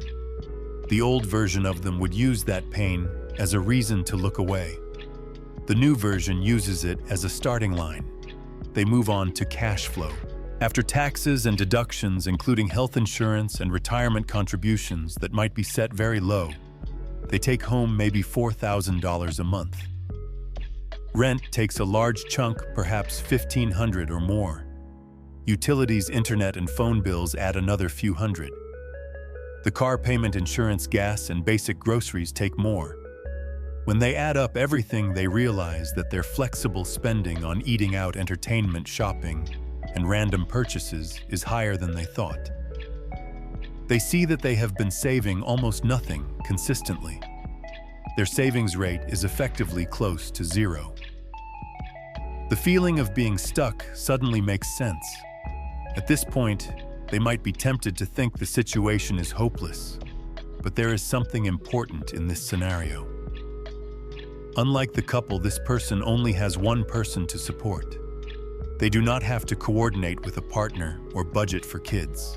That can be lonely at times, but it also means that there is a lot of potential flexibility. If they decide to change their lifestyle, they can do it without negotiation. If they decide to move to a cheaper place, switch jobs, or take on a temporary side gig, they do not have to factor in another person's schedule. That flexibility is a hidden advantage. The next step is to define enough. When this person imagines their life at 60 or 65, they might not picture a big house or constant travel. They might picture a small, comfortable place of their own, a routine that includes some work or volunteering if they wanted a few trips each year, and the ability to help family occasionally. They might decide that a yearly after-tax income of $40,000 or $45,000 would feel peaceful. Using the same rough rule, they multiply by 25 and come up with a target nest egg of about 1 million or a bit more plus Social Security. That number might shock them at first, especially if their current retirement savings are barely into 5 figures. But now they at least have a target and can ask a productive question: what would it take for me, a single person earning around $70,000, to move toward that target over the next 20 or so years? The answer for many single late starters lies in one key lever: their savings rate. When you only have one income, you do not have as much built-in safety, but you also do not have to support an entire household on that one income. If this person can gradually shift their savings rate from almost zero to something like 20% or even more, they can change their trajectory powerfully. That does not mean they have to become a monk or live with no joy. It means they have to choose carefully where their money goes and stop pretending that every piece of lifestyle spending is non-negotiable. So they start with defense. They set a modest starter emergency fund goal, perhaps $1,000. They create a separate savings account and label it emergency, not touching it for anything ordinary. To free up cash, they look at their largest flexible expenses. Maybe they move from frequent restaurant meals and delivery to cooking more at home, saving a few $100s a month. Maybe they cancel a couple of unused subscriptions and downgrade certain services. They might even consider whether their current apartment is larger or more expensive than they truly need, and plan a move when the lease ends. Every dollar they free up has a job either building the emergency fund or attacking high-interest debt. If they have credit card debt with high interest, that becomes a clear priority. They can list each card, the balance, and the rate, then choose a payoff strategy. Perhaps they pick the avalanche method this time, paying extra toward the highest interest rate card first while making minimums on the rest.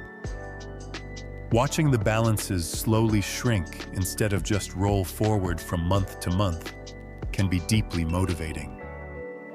At the same time, they commit to not adding new charges that they cannot pay off at the end of the month, breaking the cycle that created the debt in the first place. While this is happening, they examine their retirement options. If their employer offers a 401k with a match, they make sure they are at least contributing enough to get the full match. That might mean increasing their contribution from a token 2% to 5 or 6%. The slight reduction in take-home pay is offset by the knowledge that they are now capturing free money that was previously being left on the table. If they do not have a match or do not have a workplace plan at all, they consider opening an IRA, ideally a Roth IRA, if they are eligible. Even contributions of $100 or $200 a month into such an account add up over years, especially when combined with future increases.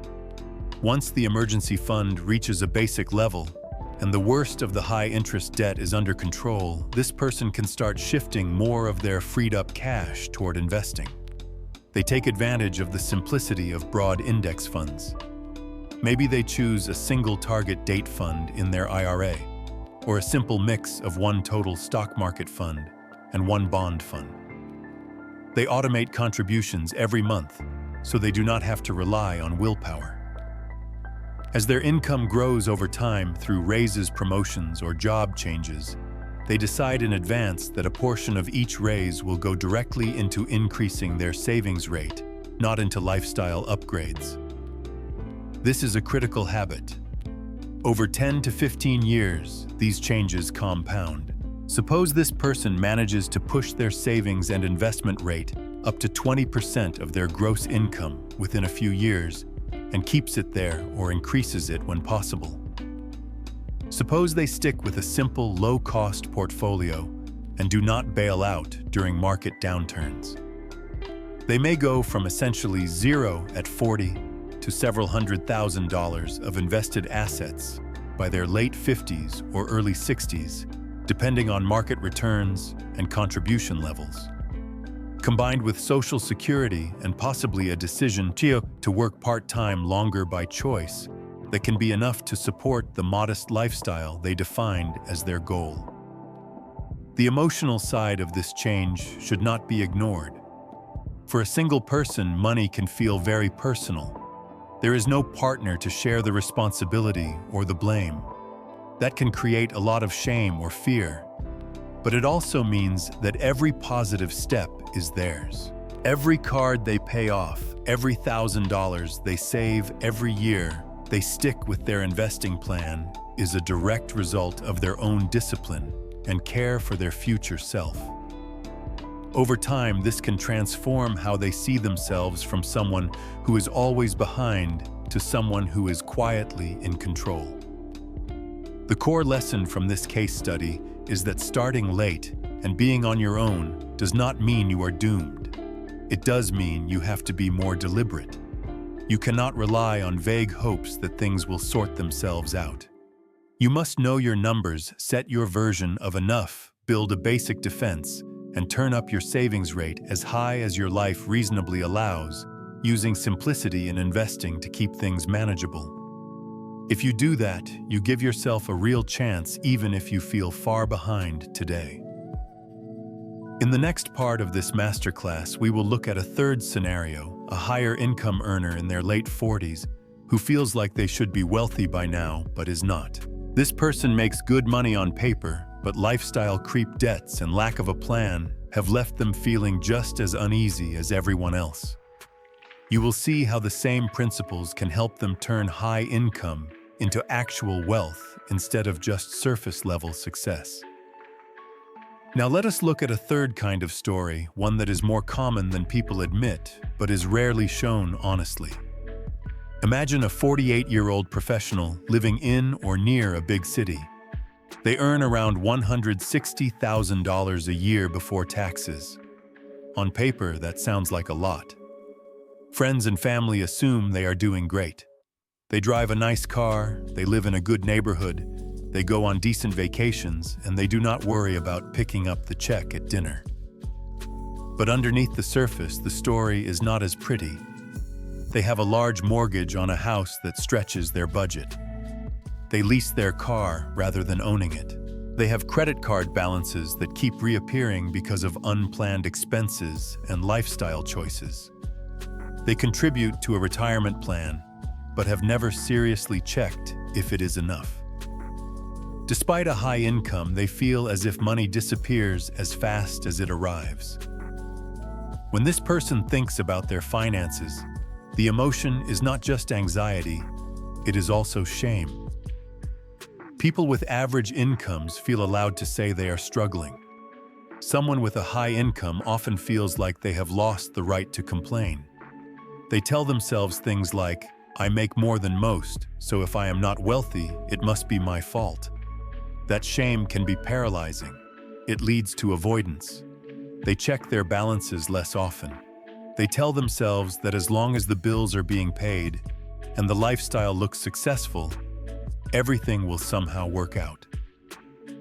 The problem is that time does not care how much you earn. It only cares how much you keep and how wisely you invest. A big income with no plan is just a larger version of the middle-class trap.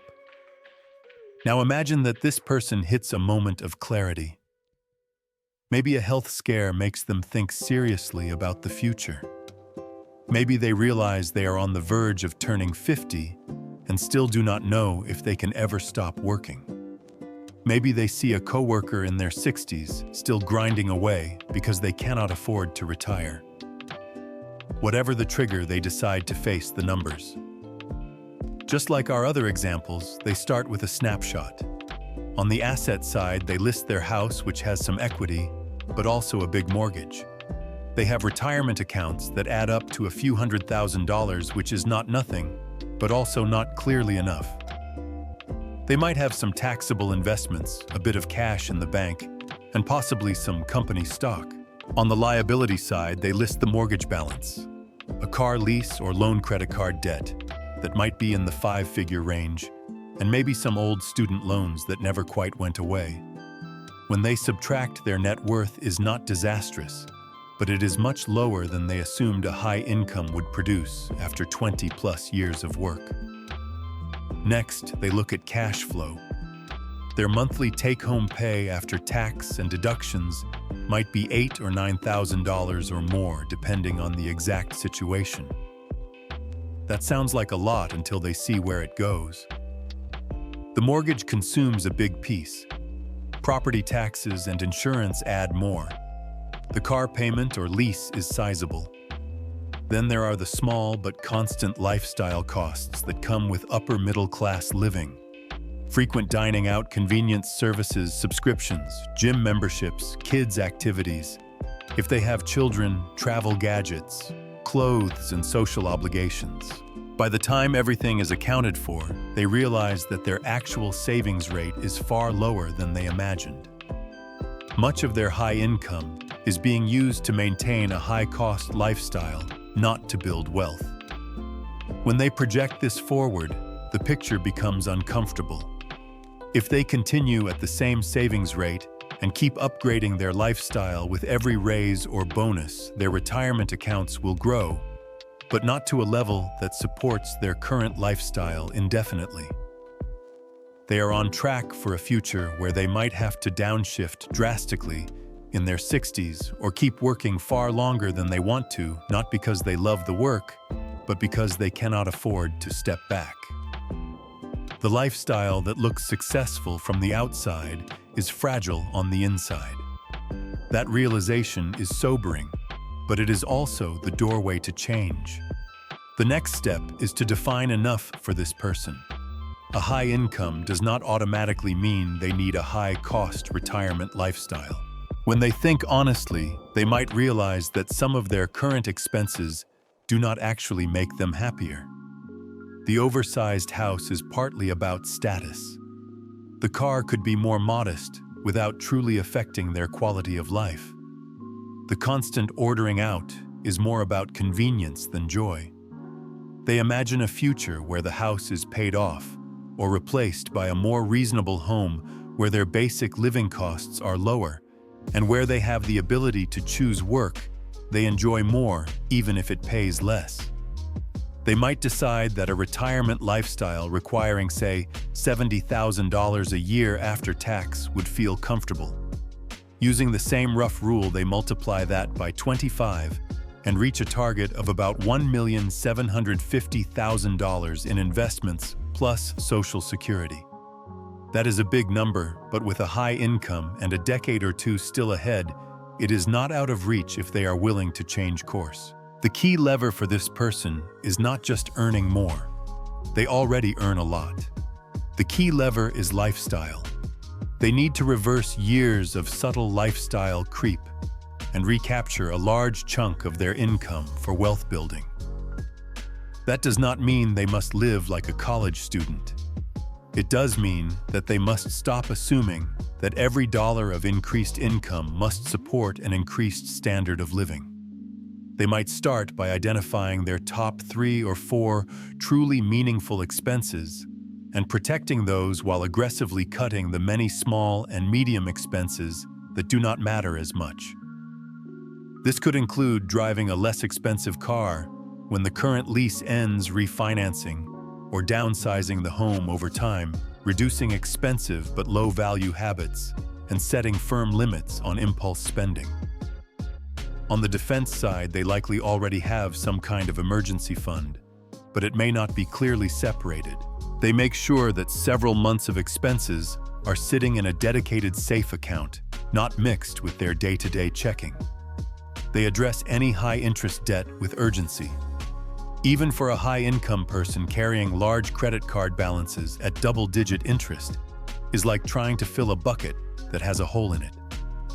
They use a portion of their strong cash flow to eliminate that debt as quickly as possible, understanding that every dollar of interest avoided is a guaranteed return. They also review their insurance with fresh eyes, making sure that their income and dependents are properly protected and that they are not overpaying for coverage that does not fit their actual needs. On the offense side, the difference between coasting and real progress can be dramatic. If this person is currently saving, for example, 10% of their gross income toward retirement, they might be able to increase that over a few years to 20% or even 25% by tightening their budget and capturing future raises. At a $160,000 income, a 20% savings rate means $32,000 a year going into investments, not counting employer matches.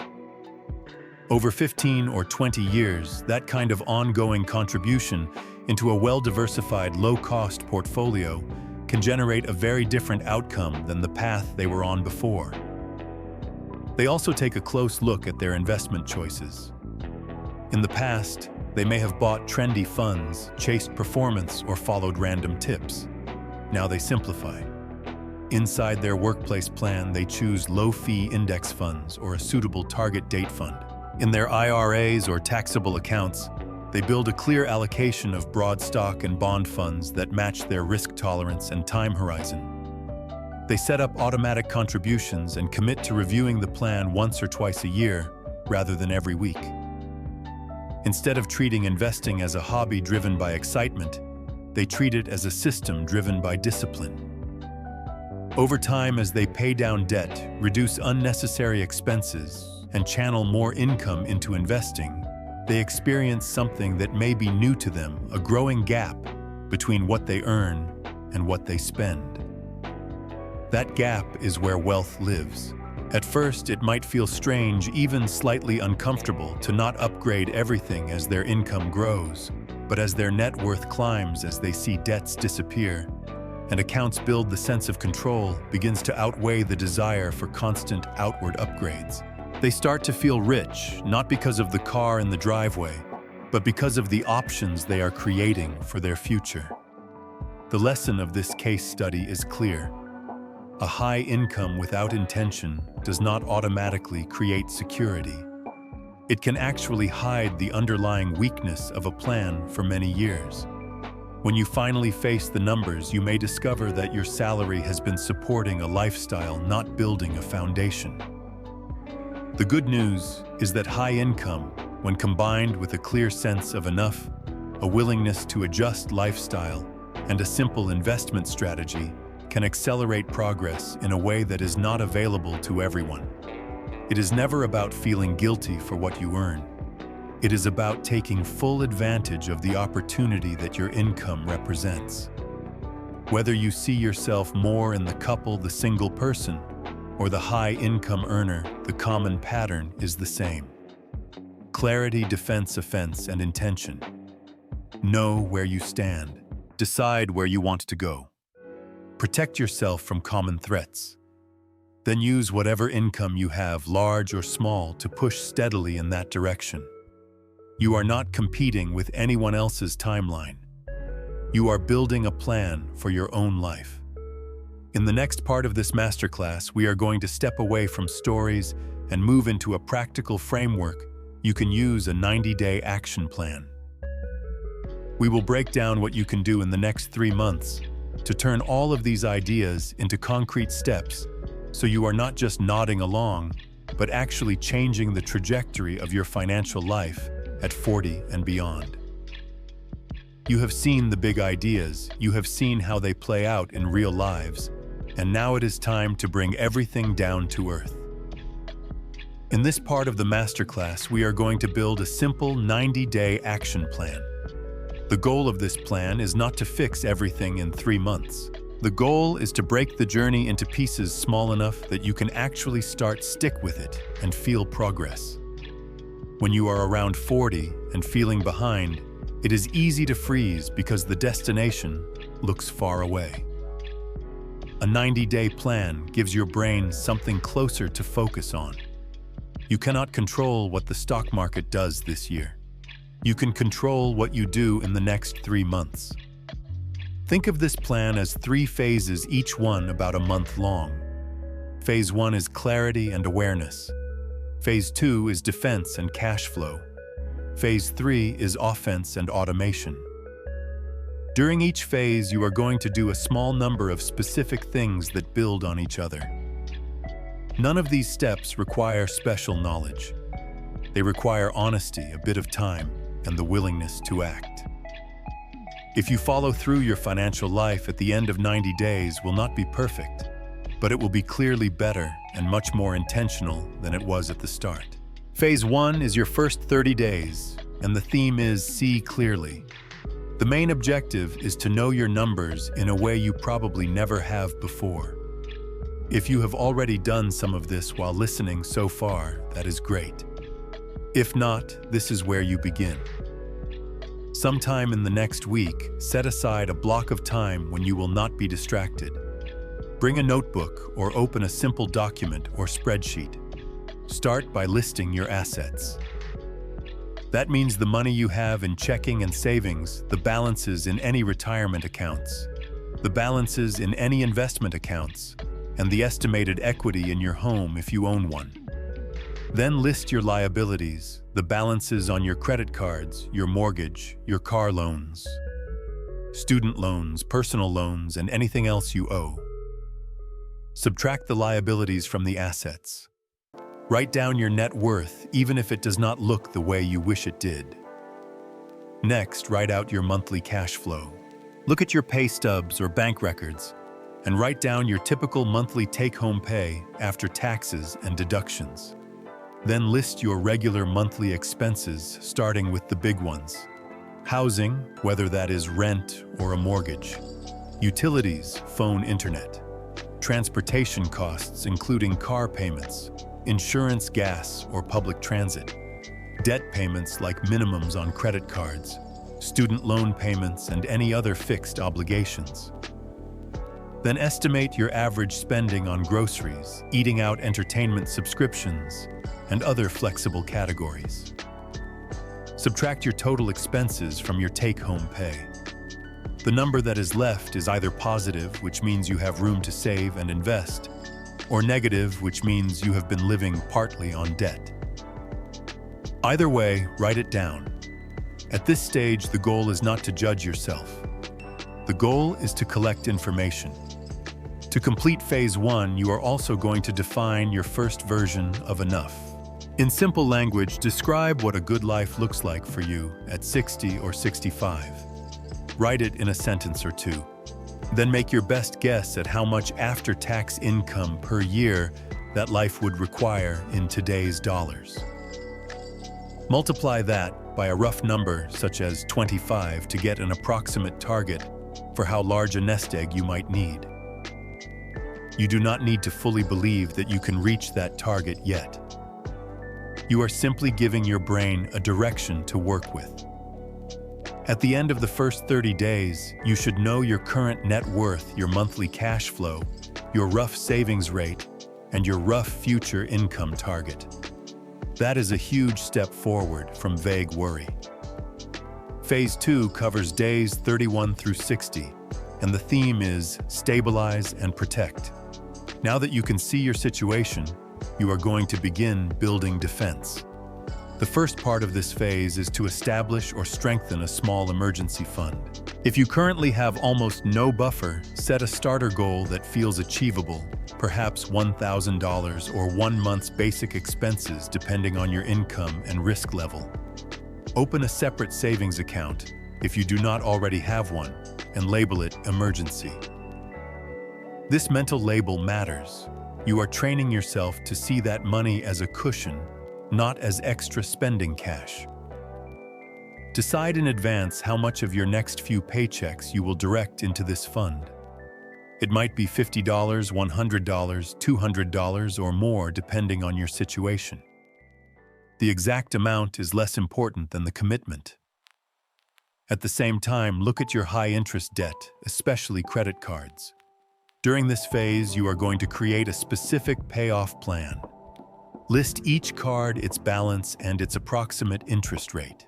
Decide whether you will use the snowball method, focusing on the smallest balance first for psychological wins, or the avalanche method, focusing on the highest interest rate first for mathematical efficiency. Circle or highlight the first target debt. Commit to sending a specific extra amount toward that target every month while making minimum payments on the rest. Even if the extra amount is small at first $30, $50, it is the beginning of moving from drifting to attacking. To free up money for your emergency fund and debt payments, you also need to adjust your cash flow. In phase 2, choose at least 2 or 3 flexible spending categories to trim. This might be eating out, online shopping, subscription services, or entertainment. Your goal is not to remove all joy from your life. Your goal is to find spending that does not truly add long-term happiness and redirect it toward security. If you can reduce your monthly flexible spending by even 10% and move that amount into your emergency fund and debt strategy, you will feel the difference.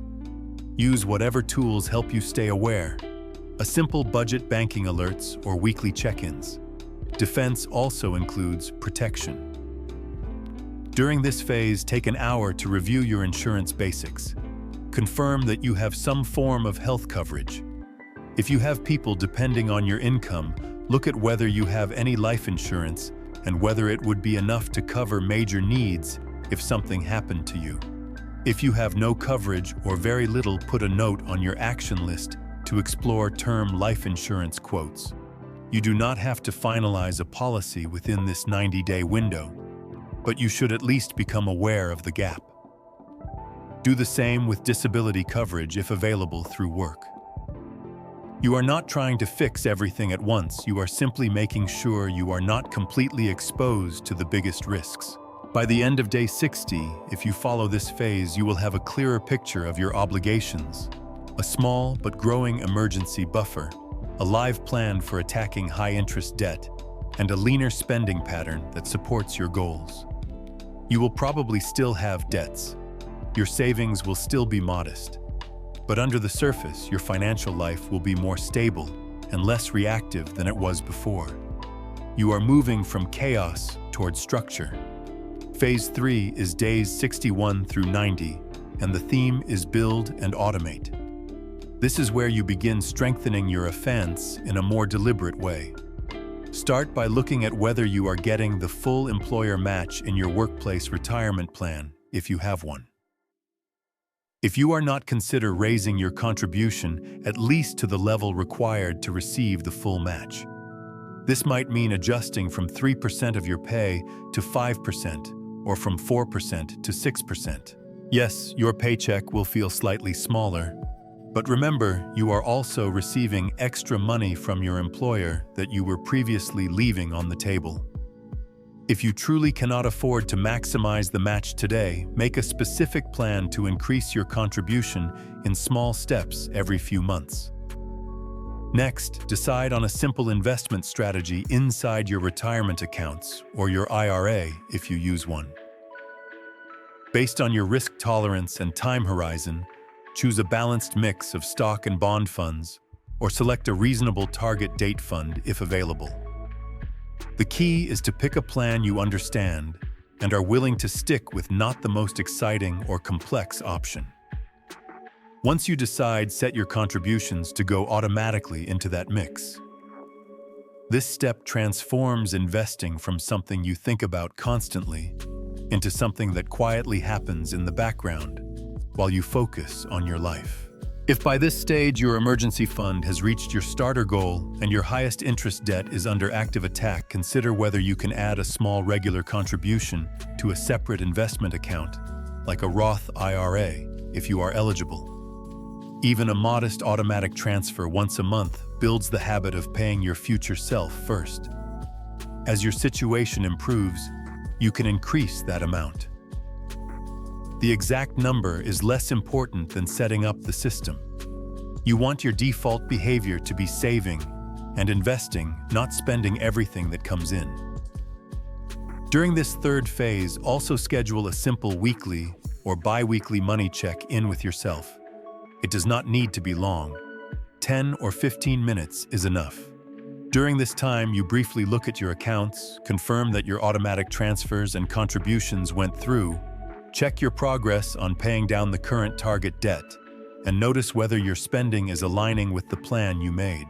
The purpose of this check-in is not to obsess over market movements or punish yourself for every deviation. It is to keep your awareness alive and to remind yourself that you are in charge. At the end of 90 days, you are going to sit down and review. Look at your net worth again, even if it has not moved dramatically. Look at your debt balances and compare them to where they were at the start. Look at your emergency fund. Look at how much you have contributed to retirement or investment accounts in this period. Then look at your behavior. Have you become more aware of your spending? Are you less afraid to look at your accounts? Do you feel more like the chief financial officer of your own life and less like a passenger? These changes in mindset are just as important as the numbers. If you have followed the plan, you will have built momentum. The key now is not to treat this 90-day period as a one-time project, but as the beginning of a new normal. You can extend the same pattern forward. Every quarter, revisit your numbers. Every year, review your goals and adjust your savings rate if your income has changed. Over time, your emergency fund can grow from a starter buffer to a full 3 to 6 months of expenses. Your debts can shrink and eventually disappear. Your retirement and investment accounts can grow from small beginnings to meaningful amounts. All of that starts with the quiet decision to take the next 90 days seriously. Remember, your situation at 40 is the product of decades of habits, circumstances, and decisions. You cannot rewrite those decades, but you can absolutely change the next one. A clear snapshot, a realistic version of enough, a solid defense, and a steady offense, all supported by a simple 90-day action cycle, can shift your trajectory far more than most people realize. Your future self at 60 or 65 will not thank you for waiting for the perfect moment. They will thank you for starting now with what you have exactly where you are. When you finish a 90-day push like the one we just walked through, it can feel tempting to relax and drift back into old patterns. That is completely human. You have focused intensely, you have made changes, and your mind wants a break. The problem is that money does not pause when you do. Your bills keep coming, your investments keep moving, and life keeps shifting. If you want your wealth plan to actually carry you from 40 to 60 and beyond, it cannot just be a 90-day sprint. It has to become a long-term rhythm, something you live with, rather than something you do once. In this part of the masterclass, we are going to talk about maintaining and adjusting your plan over time so that the work you do now does not fade away but compounds into real change. The first idea to adopt is that your financial life needs a simple review ritual, just like your physical health needs regular checkups. Once a year, pick a month that you will treat as your money review month. For some people, that is January, starting the year with a clean view. For others, it might be around their birthday or another date they will remember. In that month, you will sit down for a slightly deeper session than your quick weekly check-ins. You will update your net worth snapshot. You will look at how your income and spending have changed. And you will ask if your current plan still matches your goals. This does not have to take days. Even a focused hour or two can be enough. But that hour can be one of the most valuable hours of your year. During this annual review, start with your net worth. Pull up the same type of list you created at the beginning, your assets on one side and your liabilities on the other. Update the balances for your bank accounts, your retirement accounts, your investment accounts, your mortgage, your loans, and any other significant items. Then calculate your net worth again. It may have gone up a little, or not at all. It may even have gone down if the markets had a rough year or if you faced a major expense. Whatever the result, write it down and compare it to last year. If your net worth is moving in the right direction over several years, that is a sign that your plan is working, even if it does not feel dramatic from month to month. If it is not moving in the right direction, you have early warning and can make changes. Next, review your savings rate. Look back at how much you earned over the past year and how much you actually saved and invested. If you use retirement accounts, you may have records from your employer or your financial institution that show total contributions. If you saved in a separate account or paid extra on debts, add those numbers too. Divide your total savings and investments for the year by your total take-home pay or even your gross income, depending on how you want to track it. That gives you a rough savings rate for the year. Are you at 10%, 15%, 20%, or more? Compare that to the targets you set for yourself. If your savings rate has inched upward even a few percentage points, that is progress worth noticing. If it has stalled or fallen, ask why. Did your expenses rise? Did your income change? Or did your habits slip? You are not looking for perfection. You are looking for awareness. The next part of your annual review is to revisit your version of enough. When you first did this exercise, you imagined a future life and attached a rough annual spending number to it, then translated that into a target nest egg. Over time, your vision may change. Maybe you moved to a different area and your cost of living is different now. Maybe your kids are closer to being independent and your future obligations look smaller. Maybe you decided that you value simplicity more than you thought. Or maybe you realized you care deeply about being able to travel or to help family. Take a few minutes once a year to rewrite your description of a good life at 60 or 65. The dollar amount may need to be adjusted for inflation, but more importantly, the picture of that life may become clearer. The clearer it is, the easier it is to stay motivated when you make day-to-day money choices. Your investments also deserve a yearly check. This does not mean constantly tinkering with your portfolio. It means confirming that you are still on the path you chose. Look at your overall mix of stocks and bonds, usually called your asset allocation. Has it drifted away from your target because of market movements? For example, if you aimed for 60% stocks and 40% bonds, but after a strong stock market, your portfolio is now 70% stocks and 30% bonds, you may decide to rebalance. Rebalancing simply means moving things back toward your target, usually by directing new contributions toward the underrepresented side, or if needed, by selling a bit of what grew faster and buying what lagged. You do not need to chase perfection. A rough correction once a year is often enough. The goal is to keep your risk level aligned with what you can handle, not to squeeze out every last fraction of return. This is also a good time to check the costs and options in your accounts.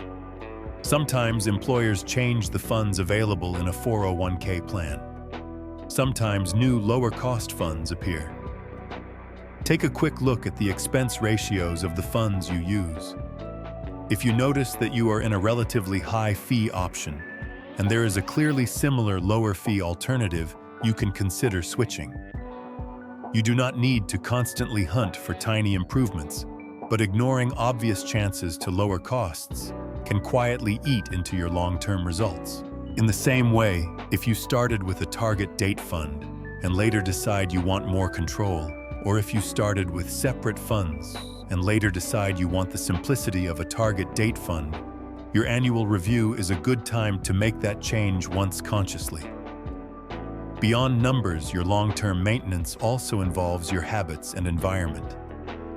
Think about the last year and ask yourself a few questions. Which money habits felt easy to stick with? Which ones felt like a constant struggle? Maybe automating your retirement contributions felt easy because you did not have to think about it, but tracking every coffee purchase felt exhausting. In that case, it makes sense to keep leaning on automation and to avoid overly complicated budgeting systems that you will eventually abandon. Maybe you noticed that certain apps or social media feeds constantly tempted you to buy things you do not need. Part of your long-term plan might be to change your digital environment, unsubscribe from marketing, emails, unfollow certain influencers, or delete shopping apps that encourage impulse spending. Small changes in environment can support your financial goals without requiring constant willpower. Long-term maintenance also means adjusting your plan when life changes. Over the years, you may change jobs, move cities, start or end a relationship, have children, see children move out, care for aging parents, or face health challenges. Each major life event may require you to revisit your assumptions. A job change might come with a new retirement plan and a chance to roll over old accounts into a simpler structure. A move might change your housing costs drastically, giving you a chance either to save more or forcing you to rethink your timeline. The arrival of a child changes your responsibilities and may shift your priorities. None of these events are reasons to abandon your wealth plan. They are simply prompts to update it. When something big happens, ask yourself, how does this affect my cash flow, my defense, and my offense, and what adjustments do I need to make? It is just as important to prepare mentally for the times when markets do badly. Over the next 20 years, you will almost certainly live through more than one market downturn, maybe even more than one sharp crash. These are not rare accidents, they are part of the normal cycle of investing. When a downturn comes, your accounts will drop in value. You will see headlines full of fear and predictions of disaster. You will hear friends or coworkers talking about selling everything, sitting in cash, or chasing some safe haven. In those moments, the most powerful tool you have is your prior decision. Before the storm, while you are calm, remind yourself of your time horizon. Remind yourself that your allocations include bonds and cash for a reason. Decide in advance that you will not sell your long-term investments in panic. Instead, you will keep contributing if you can, and at most you will rebalance according to your plan. When the downturn actually arrives, you can lean on that decision instead of making a new one from a place of fear. One more aspect of long-term maintenance is celebrating progress. It might sound soft, but it matters. If money is always associated with stress, rules, and restriction, you will eventually rebel against your own plan. Make a habit of noticing when you hit milestones. The first time your net worth goes from negative to positive. The day you pay off a credit card fully and close that chapter. The moment your emergency fund reaches 1 month, then 3 months of expenses. The first time your retirement account balance crosses a number that felt impossible a few years ago. You do not have to throw a huge party, but you can pause, acknowledge the work, and maybe treat yourself in a small, intentional way that fits your budget. Celebration reinforces the idea that discipline leads to good things, not just deprivation. Over the long term, your identity around money may change. At first, you might think of yourself as someone who is bad with money or always behind. As you stick with your plan, you can start to see yourself differently. You are the kind of person who knows their numbers, who saves and invests consistently, who protects their family with insurance, who does not panic when markets move, and who revisits their goals each year. That identity will make it easier to keep doing the right things, even when life gets busy. It becomes less about forcing yourself and more about acting in line with who you believe you are. Remember, the purpose of long-term maintenance is not to create more work for yourself. It is to make sure that the work you do today actually leads somewhere. A simple yearly review, a steady savings and investment habit, an occasional adjustment when life changes, and a calm response to market swings.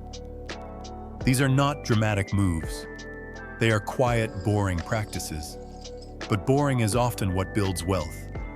Exciting, impulsive moves may feel powerful in the moment, but they are rarely what creates security over decades. Your future self is counting on your boring consistency more than on any heroic one-time effort. In the next part of this masterclass, we are going to talk about some of the most common mistakes people in their late 30s, 40s, and 50s make with money and how you can avoid them. You will probably recognize yourself in a few of them, and that is okay. The goal is not to feel guilty. The goal is to see the traps clearly so you can walk around them instead of into them as you continue your journey from not rich, not broke to genuinely secure. In this part of the masterclass, we are going to talk about something that may make you wince a little: the most common mistakes people in their late 30s, 40s, and 50s make with money, and how you can avoid them going forward. If you recognize yourself in some of these, that is not a sign that you have failed. It is a sign that you are human. Almost everyone who reaches midlife with money stress has walked into at least a few of these traps. The good news is that the moment you see them clearly, you can start doing something different. Mistake number 1 is living on autopilot and letting lifestyle creep eat your raises. Lifestyle creep is what happens when every increase in income quietly turns into an increase in spending. At 25, you might have shared an apartment and driven an older car. At 30, you upgraded. At 35, you moved to a nicer place, added some subscriptions, started eating out more. By 40 or 50, your lifestyle looks successful, but your savings rate is not much better than it was years ago. You never made a conscious decision to let your spending rise to match your income. It just happened. The way to avoid this trap is to break the link between income and lifestyle. When you get a raise, a bonus, or a new higher-paying job, decide in advance that a portion of that increase will go straight to saving and investing. Maybe you keep half for lifestyle upgrades and send half to your future, or maybe you go even further. If you are already comfortable, you might direct nearly all new income to your wealth plan. This simple habit can transform a flat financial trajectory into an upward one. Mistake number 2 is pretending that debt is just a normal part of adult life and not something to be actively managed. Credit card balances that roll from month to month. Car loans that are constantly replaced with new car loans.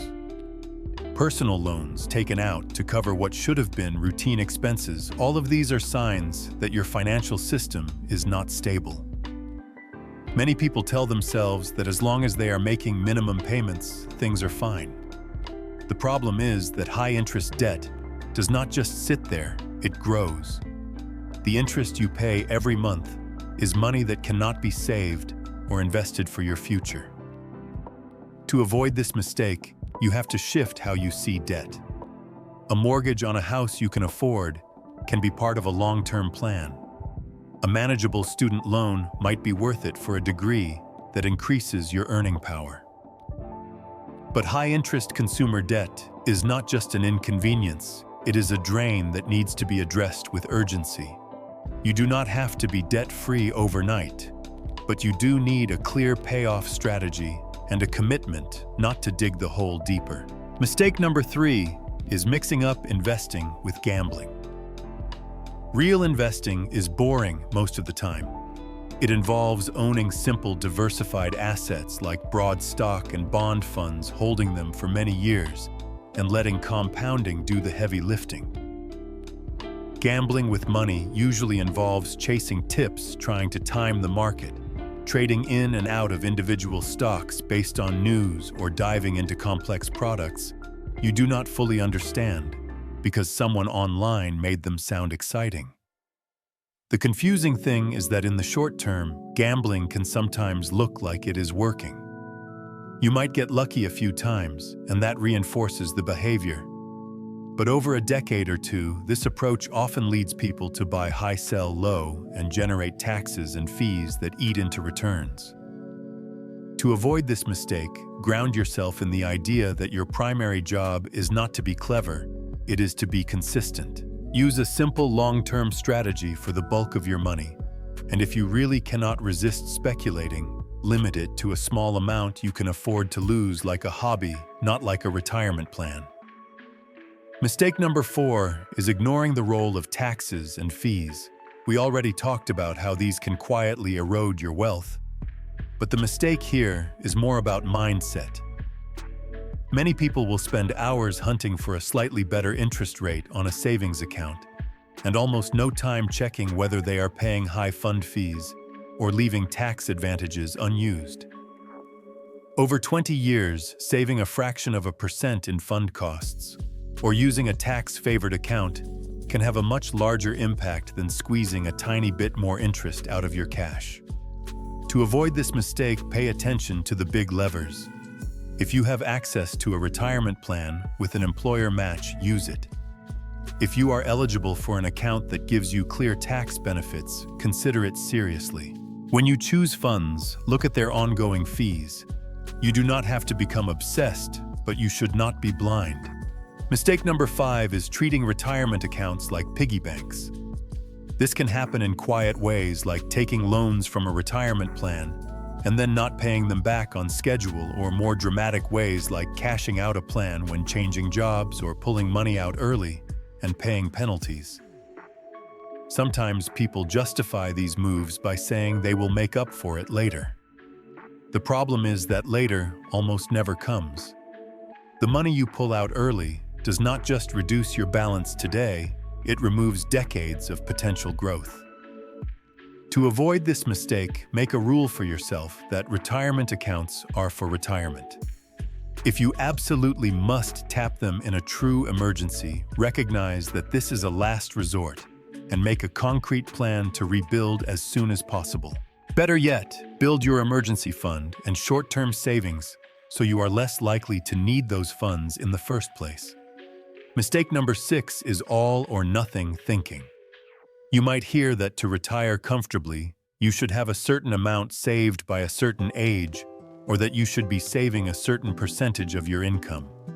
If you fall short of those benchmarks, it is easy to think there is no point in trying.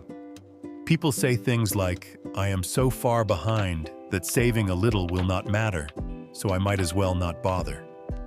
That thought is one of the most damaging lies in personal finance. The truth is that even modest changes add up over time. Increasing your savings rate by a few percentage points, avoiding new debt, or choosing lower fee investments might not feel dramatic this month, but over 10 or 20 years, these small decisions compound. To avoid all or nothing thinking, remind yourself that you are not trying to win a contest.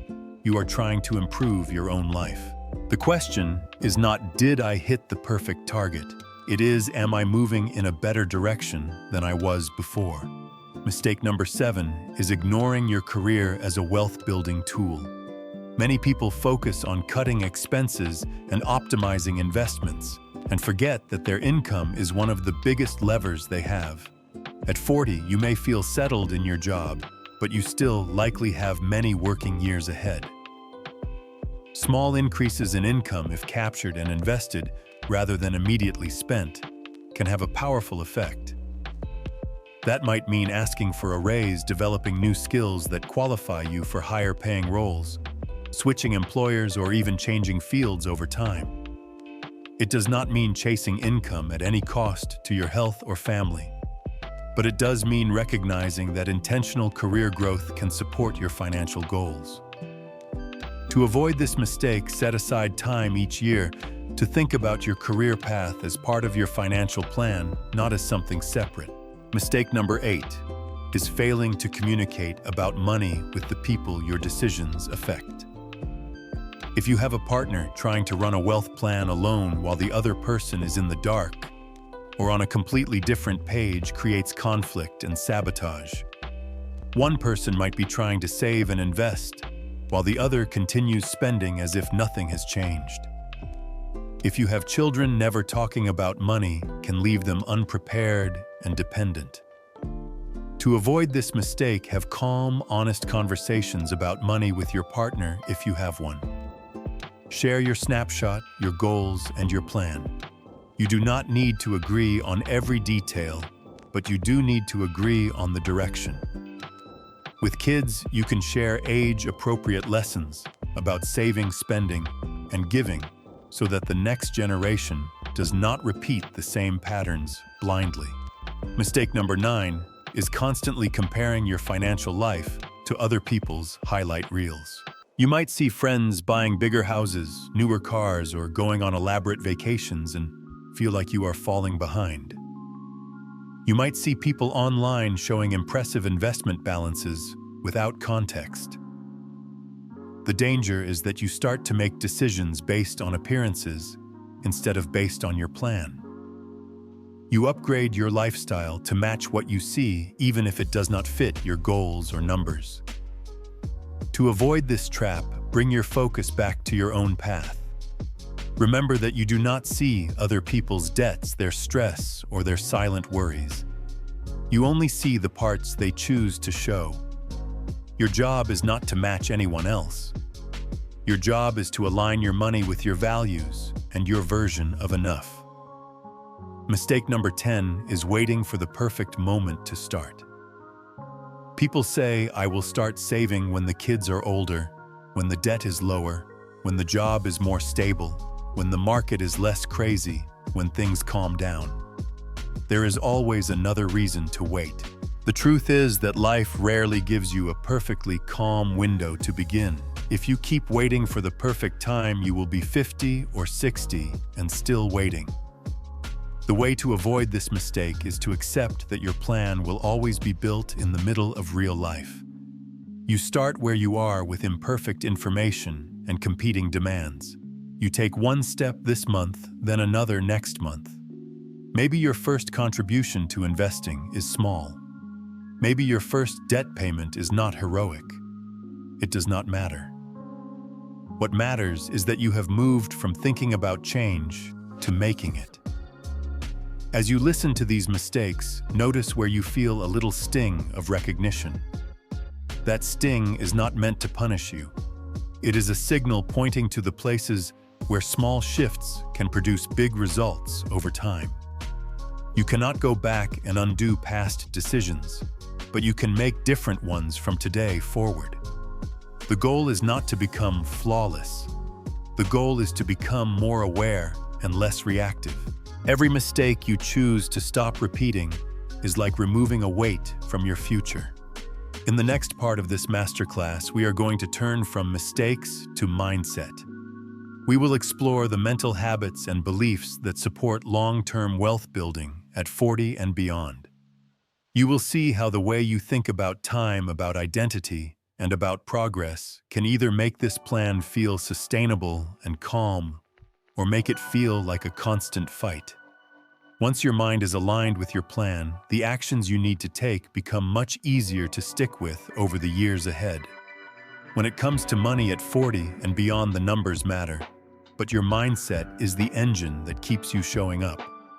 You can have the best plan written on paper, but if deep down you believe you are just bad with money, or that it is too late for you, or that every setback proves you were foolish to try, you will struggle to stick with that plan. In this part of the masterclass, we are going to talk about the mental habits and beliefs that support long-term wealth building.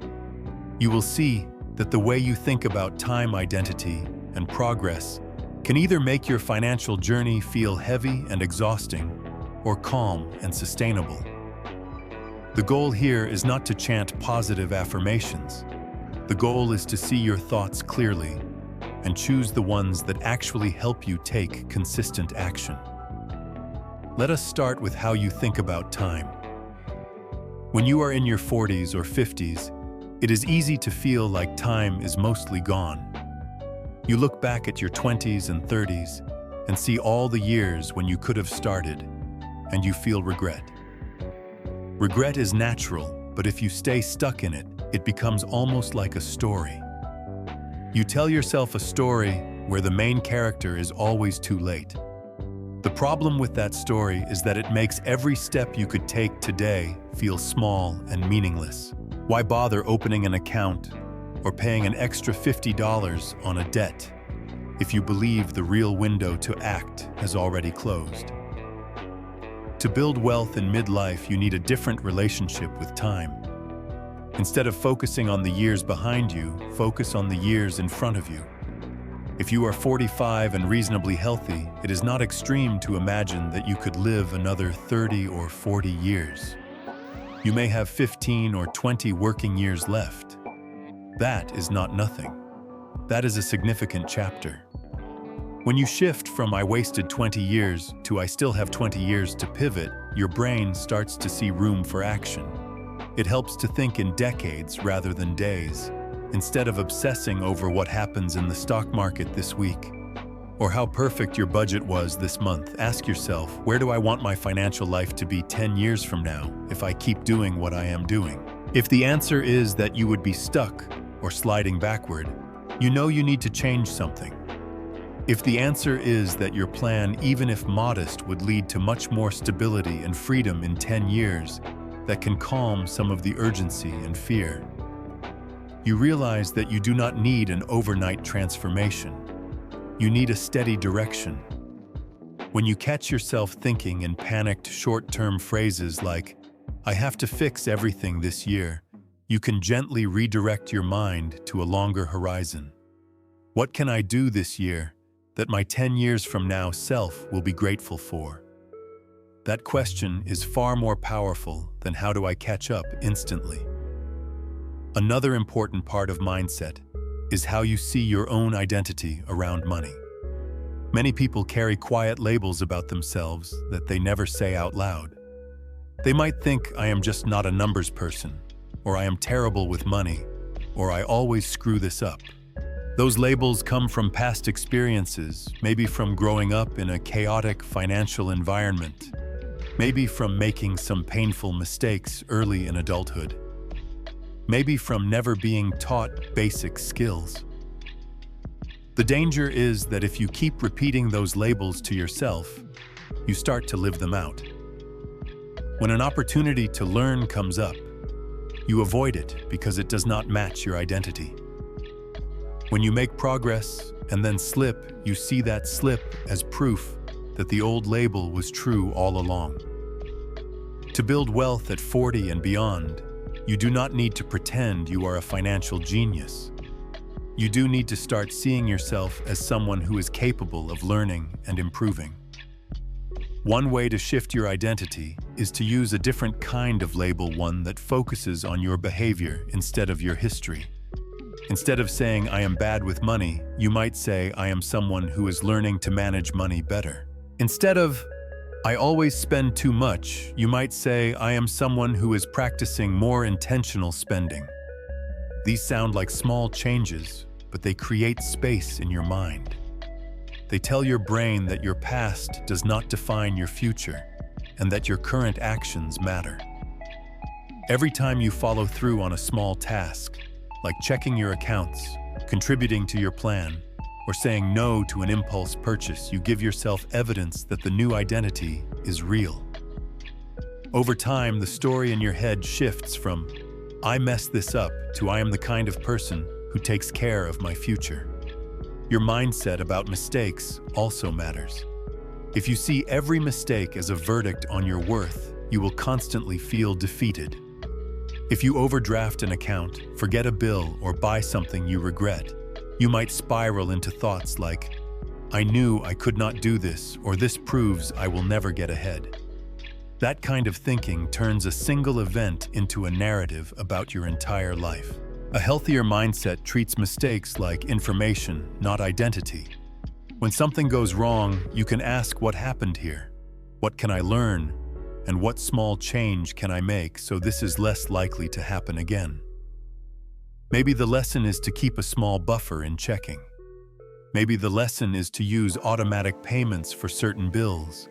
Maybe the lesson is to wait 24 hours before making non-essential purchases. The point is that you respond to mistakes by adjusting the system, not by attacking yourself. Another key mental habit is how you talk to yourself about progress.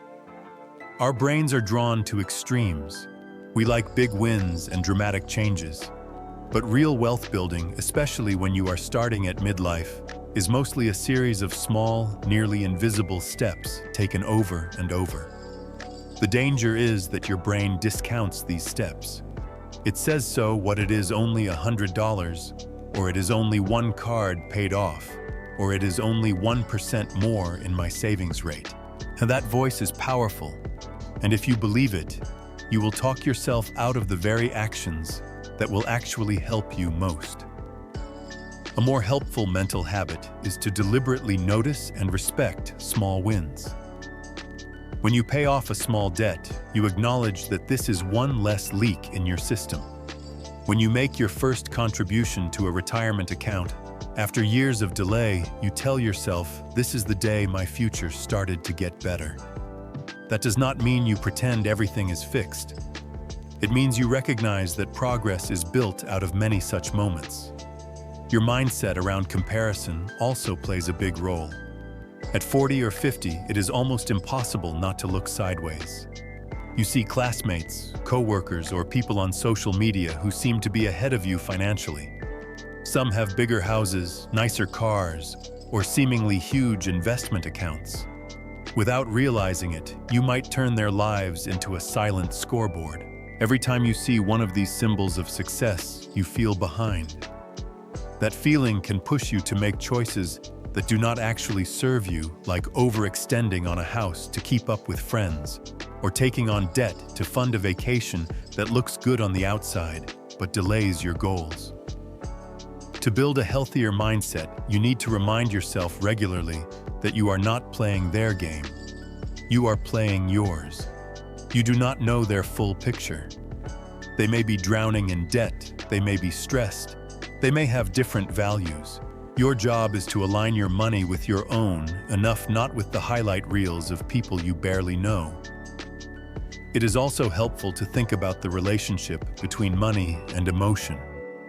Many financial decisions at midlife are driven less by logic and more by feelings like fear, shame, stress, or the desire for comfort. You might avoid looking at your accounts because you are afraid of what you will see. You might overspend because shopping or eating out gives you a temporary sense of relief from work stress. You might say yes to social invitations you cannot afford because you fear being judged. None of this makes you weak or foolish. It makes you human. But if you want a healthier financial life, you have to become curious about these patterns. When you catch yourself doing something with money that does not match your stated goals, pause and ask, what am I feeling right now? And what am I hoping this purchase or decision will give me? Maybe you are buying a sense of control or a sense of belonging or a break from responsibility. Once you see the emotional need, you can start finding healthier ways to meet it that do not sabotage your future. A practical mindset shift here is to normalize discomfort. Any meaningful change in your financial life will involve some degree of discomfort. Saying no to certain expenses, redirecting money from wants to savings, facing debt head-on, learning new concepts. All of these feel uncomfortable at first. Many people interpret that discomfort as a sign that something is wrong, or that they are depriving themselves unfairly. Instead, you can choose to see it as a sign that you are growing. You can tell yourself this feels weird because it is new, not because it is wrong. Over time, what once felt difficult becomes normal. The first time you decline an invitation that does not fit your budget, it might feel awkward. The 10th time, it might feel like simply honoring your priorities. Another powerful mental tool is the idea of acting for your future self. Your future self is not an abstract concept. It is you, 10 or 20 years from now, waking up in the body, the life, and the bank accounts you are building today. When you make money decisions only from the perspective of your present self, you will naturally favor comfort, convenience, and short-term pleasure.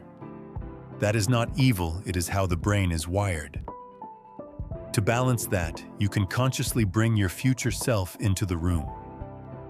Before a big decision, ask, how will my future self feel about this? Will they thank me or will they have to clean up the mess? When you choose to invest more instead of upgrading something you could live without, picture your older self feeling less stressed because of that decision. When you choose to avoid a loan that would lock you into higher payments for years, imagine your future self having more freedom as a result. Making your future self more real in your mind makes it easier to sacrifice a little comfort now for a lot more comfort later. Finally, remember that mindset work is not about never feeling fear or doubt again. It is about responding to those feelings differently. There will still be days when you feel overwhelmed by the numbers or worried about the future. There will still be moments when you slip, overspend, or delay a decision. A healthy wealth-building mindset does not require you to be perfect. It invites you to be persistent. When you catch yourself in an unhelpful thought, you nudge it gently in a better direction. When you notice a setback, you treat it as a chapter, not the whole book. When you feel discouraged, you remind yourself of the progress you have already made and the years still ahead of you. The combination of a practical plan and a supportive mindset is what makes long-term change possible. One without the other is fragile. A plan without a resilient mindset will collapse the first time something goes wrong. A positive mindset without a concrete plan will feel good but go nowhere. You have the ability to build both. As you continue to watch, learn, and act, you are already proving that to yourself step by step. In the next part of this masterclass, we are going to zoom back out and connect all the pieces into a clear, big-picture roadmap. You will see how your snapshot, your version of enough, your defense, your offense, your 90-day cycles, and your mindset all fit together into one integrated wealth plan for the next 20 years of your life. That way, you will not just remember isolated tips, you will walk away with a mental map you can follow long after this video ends. Up to this point, we have taken your financial life apart piece by piece. We have talked about knowing your numbers, defining enough, building defense, building offense, using the right accounts, avoiding leaks from taxes and fees, learning from case studies, using 90-day action plans, maintaining your system over time, and adjusting your mindset. In this part of the masterclass, we are going to zoom out and connect all of those pieces into one clear roadmap. Imagine you are looking down at a map of the next 20 years of your financial life. It will not show every twist and turn, but it will show the major roads and checkpoints. When you can see that map in your mind, it becomes much easier to stay on track even when life gets noisy. The roadmap starts with acceptance. You are where you are. You might be ahead of some people and behind others. You might have made choices you are proud of and choices you regret. All of that is already in the past. The map does not ask you to go back and relive those years. It asks you to start from the dot that says you are here. That dot is your financial snapshot, your net worth, your cash flow, your debts, your current savings rate. The first time you take that snapshot, it might feel harsh. Maybe your net worth is lower than you hoped. Maybe your debts are higher. Maybe your savings rate is almost zero. But the moment you write those numbers down and say, "This is where I am," you are no longer lost. You have a starting point. Every journey on this roadmap begins there. The next step on the map is the destination sign that says, "Enough." Without this sign, everything feels like wandering. You can save and invest for years and still feel afraid because you never defined what you were trying to accomplish. When you took the time to describe your future life in plain language and attach a rough annual cost to it, you gave yourself a destination. It does not have to be perfect. It can evolve. Maybe you pictured a paid-off home, simple pleasures, some travel time with family, and a sense of calm. Maybe the number you landed on was $40,000 a year or $50,000 or something else. When you multiplied that by a rough factor like 25 and saw the size of the nest egg you might need, you were not carving a law in stone. You were putting a flag on the map. Somewhere ahead, there is a place called enough for you. That is what the rest of the roadmap is aimed at. Between the dot that says you are here and the flag that says enough, the map has two main lanes, defense and offense. If all you had was offense, you could push hard for a while, saving and investing aggressively, but a single major setback could throw you off the road. If all you had was defense, you might avoid disaster, but never move very far forward. You need both. Defense is the part of the roadmap where you build an emergency fund, manage your debts, and put basic insurance in place. These are the guardrails and shock absorbers that keep your plan from collapsing when life happens, because life will happen. Job changes, health issues, family needs, unexpected bills. These are not rare exceptions. They are normal events spread over the arc of a life. When you have a buffer of cash, a clear debt strategy, and protection for your income and your family, those events still hurt, but they do not send you back to the starting line. Offense is the lane where you put your money to work. On this lane of the roadmap, your income is the fuel, your savings rate is the accelerator, your investments are the engine, and time is the road itself. Offense begins when you stop using all of your fuel just to maintain your current speed and start redirecting some of it toward the future. That might mean moving your savings rate from 5% to 10%, then to 15 or 20 over time. It might mean capturing your employer match and then adding contributions to an IRA. It definitely means choosing a simple, diversified mix of investments and sticking with it through good markets and bad. The most important part of the offense lane is not picking the perfect fund. It is building a habit of regular automatic contributions that you do not turn off every time life gets uncomfortable. The roadmap also includes the jars, the different types of accounts you use along the way. You can think of each jar as a different rest stop with its own rules and benefits. Your workplace retirement plan is one jar. It might give you a match, which is like a bonus refill of fuel along the way. Your IRA is another jar, giving you more control over your investments and potential tax advantages. A health savings account, if you have access to one, can be another special jar with unique rules. Taxable investment accounts are more flexible jars without special tax breaks, but with fewer restrictions. As you move along the map, you pour your contributions into these jars according to a sensible order. First, you use enough fuel to build basic defense. Then you fill the jar that gives you free money through matching. Then you attack high-interest debt. After that, you pour more into tax-favored jars and eventually into flexible ones.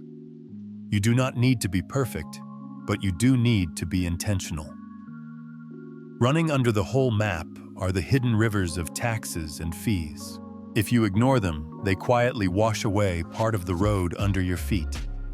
If you pay attention, you can redirect much of that water so it flows beside you instead of against you.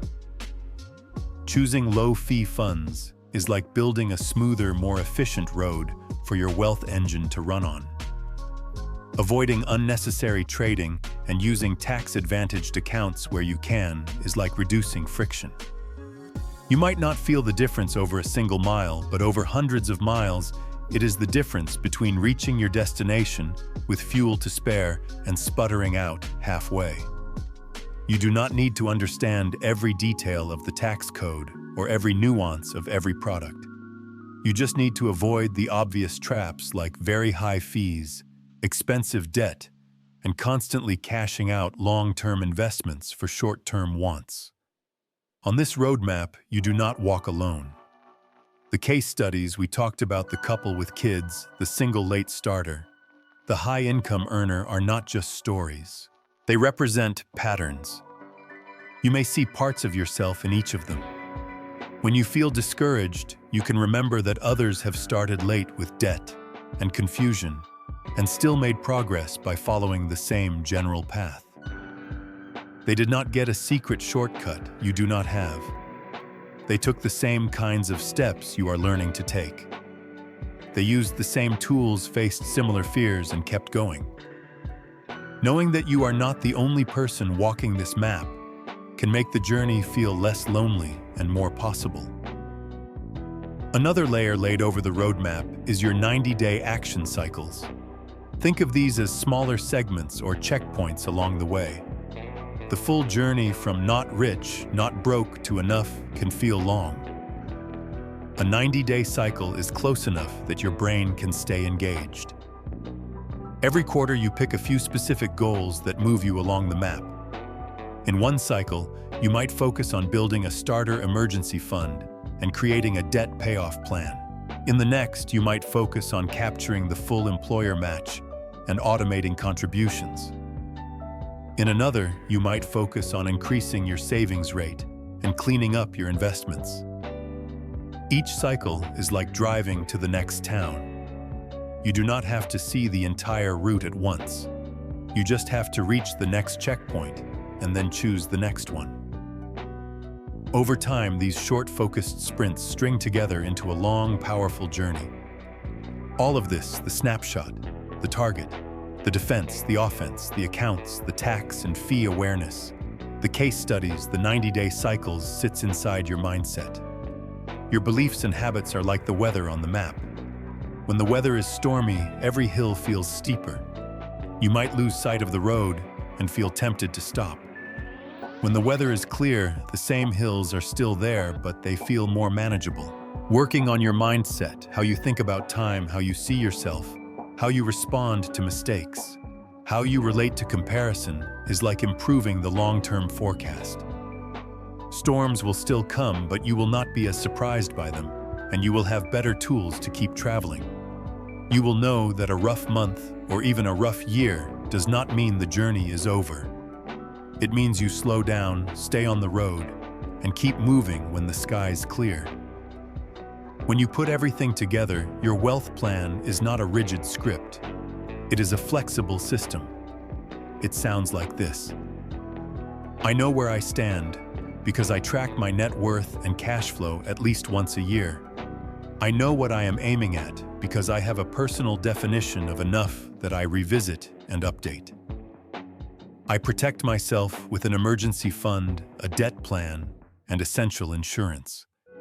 I grow my wealth by saving and investing a meaningful percentage of my income in simple, diversified funds using tax-advantaged accounts when possible. I run my life in 90-day cycles where I focus on a few important steps instead of trying to fix everything at once. I maintain my plan with annual reviews and occasional rebalancing. And I manage my mindset, treating mistakes as information, not as reasons to quit, and remembering that my future self is depending on the choices I make today. If you listen closely, you will notice that nothing in that system requires perfection, genius, or constant hustle. It requires attention, intention, and persistence. At 40, 45, or 50, you may never have the long runway of someone who started investing at 21. But you have something that 21-year-old does not have. You have experience and urgency. You know what money stress feels like. You know what it is like to wake up at 3 in the morning, worrying about bills or retirement. You know what it is like to feel responsible for other people. And that experience can be a powerful motivator if you let it push you toward action instead of toward avoidance. When you picture yourself 20 years from now at 60 or 65, imagine looking back at this season of your life. You will remember the moment you decided to actually know your numbers instead of guessing. You will remember the night you sat down and wrote your first description of enough. You will remember the effort it took to build your first emergency fund, to pay off your first credit card, to say no to some things so you could say yes to your future. You will remember the first time your investments reached a number that once seemed out of reach. Most of all, you will remember that you did not let being not rich and not broke become your permanent story. You chose to write a different one. This roadmap will not remove every challenge. You will still face surprise expenses, market swings, and personal ups and downs. But with this structure in place, you are no longer drifting. You are driving. You know where you are heading, and what you need to do next. That is what a no-nonsense wealth plan really is. It is not magic. It is a clear, grounded way of moving through the next decades of your financial life with more confidence and less fear. You may not feel that confidence all at once, but you can borrow some from the plan until you build it in yourself. One step, one 90-day cycle, one good decision at a time. As you think about the next 20 years of your financial life, there is one topic that quietly sits in the background of everything we have talked about so far: what actually happens when you start taking money out instead of just putting money in. Up to now, we have focused on building on saving and investing on growing your accounts.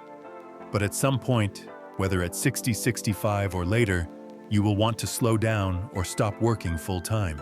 When that happens, your wealth plan has to shift from contribution mode to withdrawal mode. In this part of the Masterclass, we are going to look ahead and talk about retirement income basics so that as a 40 or 50-year-old, you are not just saving blindly. You are saving with a clear picture of how your money might actually support you in the future.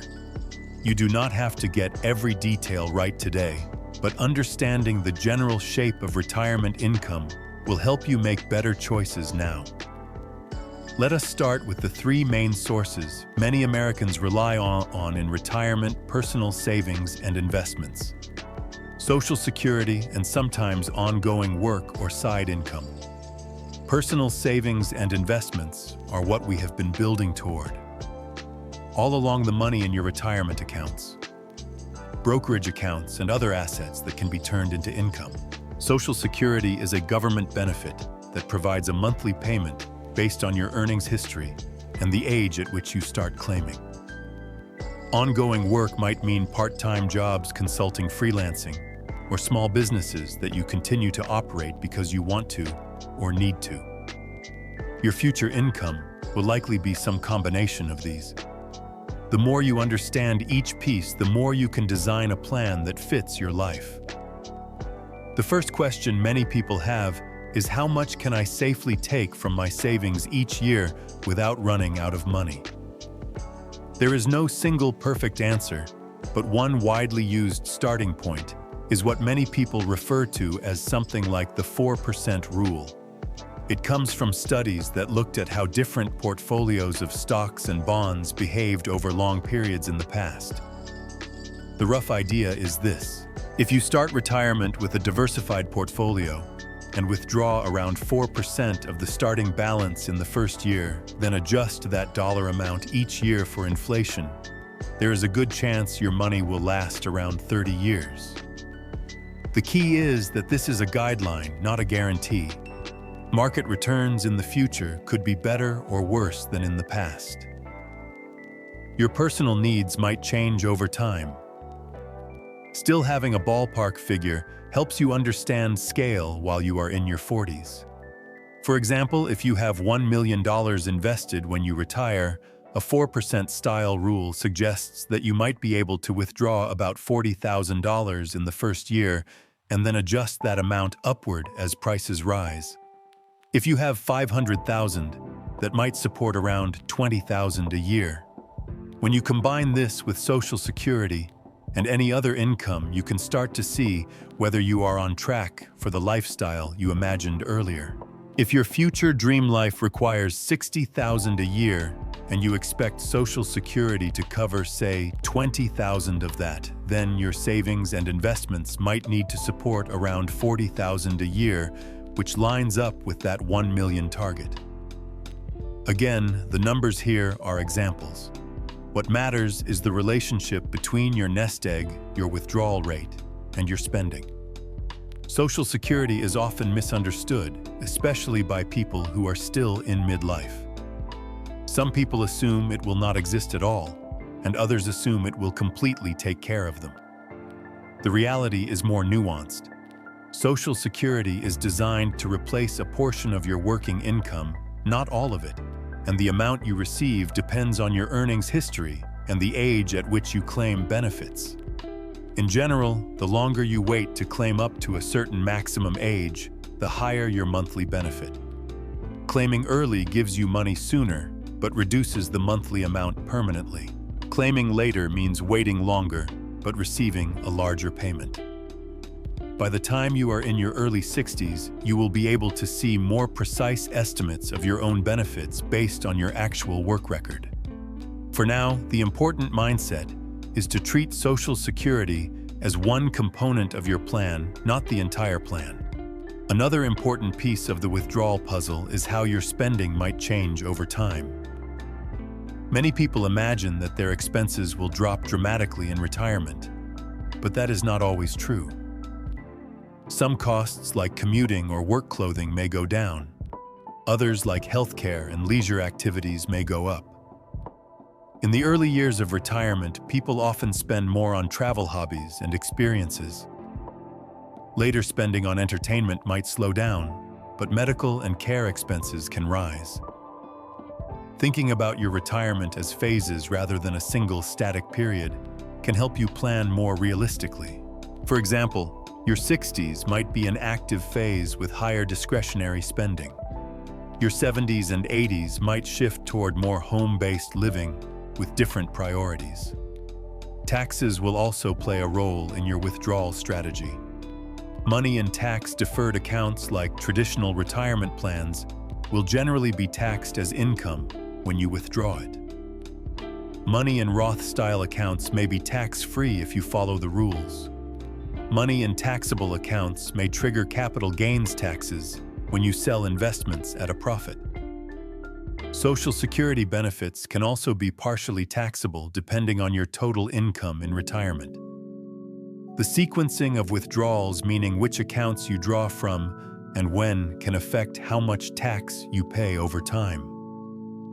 You do not need to design a perfect tax strategy today, but it is useful to know that the mix of account types you are building now, traditional Roth and taxable, gives you options later. Those options can help you shape your income in a way that manages tax burdens. One intuitive approach that some people use is to think in terms of buckets or layers. In this view, your short-term bucket holds cash and very low-risk investments that cover a few years of living expenses, giving you peace of mind and flexibility in downturns. Your medium-term bucket holds more conservative investments that can refill the cash bucket over time. Your long-term bucket holds more growth-oriented investments like stocks, which are meant to support spending further in the future. When markets are strong, you might refill the cash and medium-term buckets by selling some of the growth assets.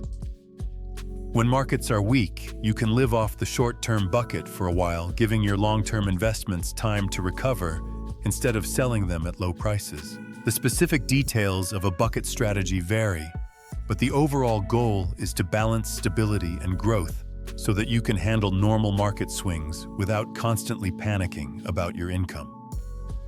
For someone in their 40s thinking ahead, the takeaway is this: the way you build your portfolio today can make it easier to implement a bucket-style approach later. If you invest only in highly volatile assets with no cushion, you may have a harder time creating stable income in retirement. If you never build cash reserves, you may feel forced to sell investments at bad times. On the other hand, if you understand that you will eventually need different layers of risk for different parts of your future spending, you can start making choices now that align with that reality. That might mean gradually increasing the bond or cash portion of your portfolio as you approach retirement, or making sure you have multiple account types available. Another factor to consider is work itself. Retirement does not have to mean zero income. Many people in their 60s and even 70s choose to work part-time, consult, or turn hobbies into small income streams. Sometimes this is driven by financial need. Other times it is driven by the desire for structure, meaning, and social connection. From a planning perspective, even a modest amount of part-time income can significantly reduce the pressure on your investments, especially in the early years of retirement. Earning $10,000 or $20,000 a year after you step away from full-time work might allow you to withdraw less from your savings, giving them more time to grow or recover from market downturns. When you are 40 or 50, it is helpful to keep your options open by cultivating skills, relationships, and interests that could translate into flexible work later if you want or need it. Healthcare is another critical piece of the future income puzzle.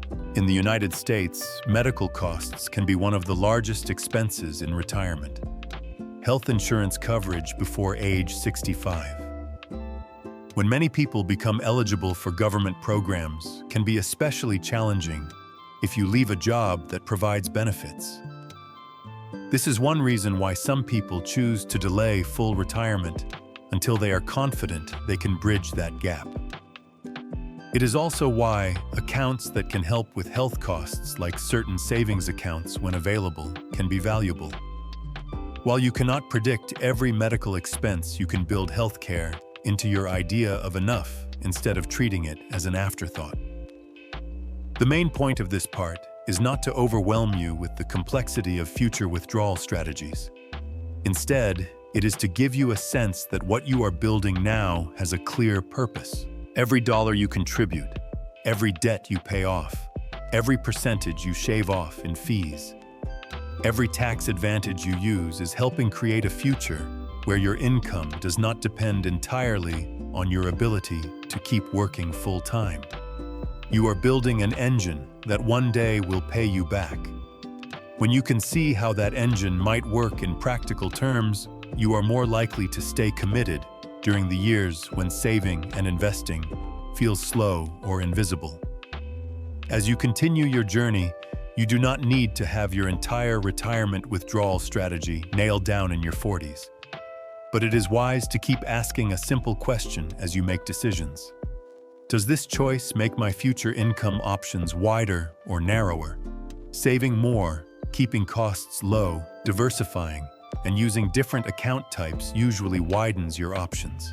Taking on unnecessary debt, cashing out retirement accounts for non-emergencies, and building a lifestyle that requires ever higher spending usually narrows them. Your future self will not expect you to have done everything perfectly.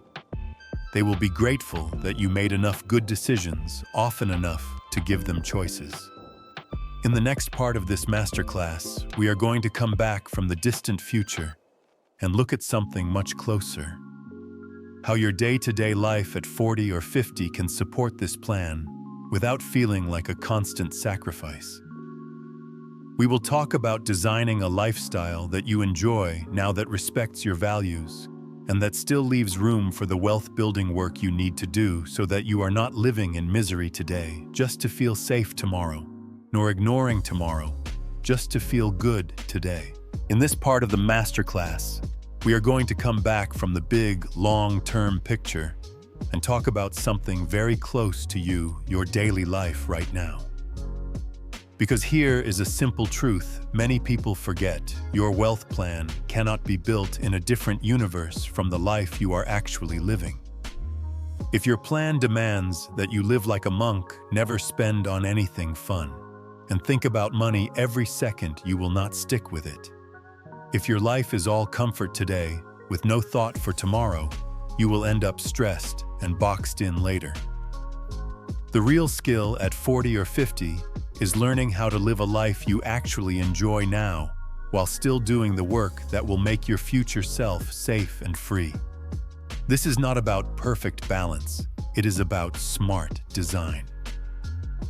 Let us start with a simple idea: your budget is not a punishment, it is a reflection of your values. Many people hear the word budget and picture something rigid and joyless, a long list of rules telling them what they cannot do. No wonder they avoid it. But a good budget is really just a plan for how you want to use your money to support the things that matter to you both now and later.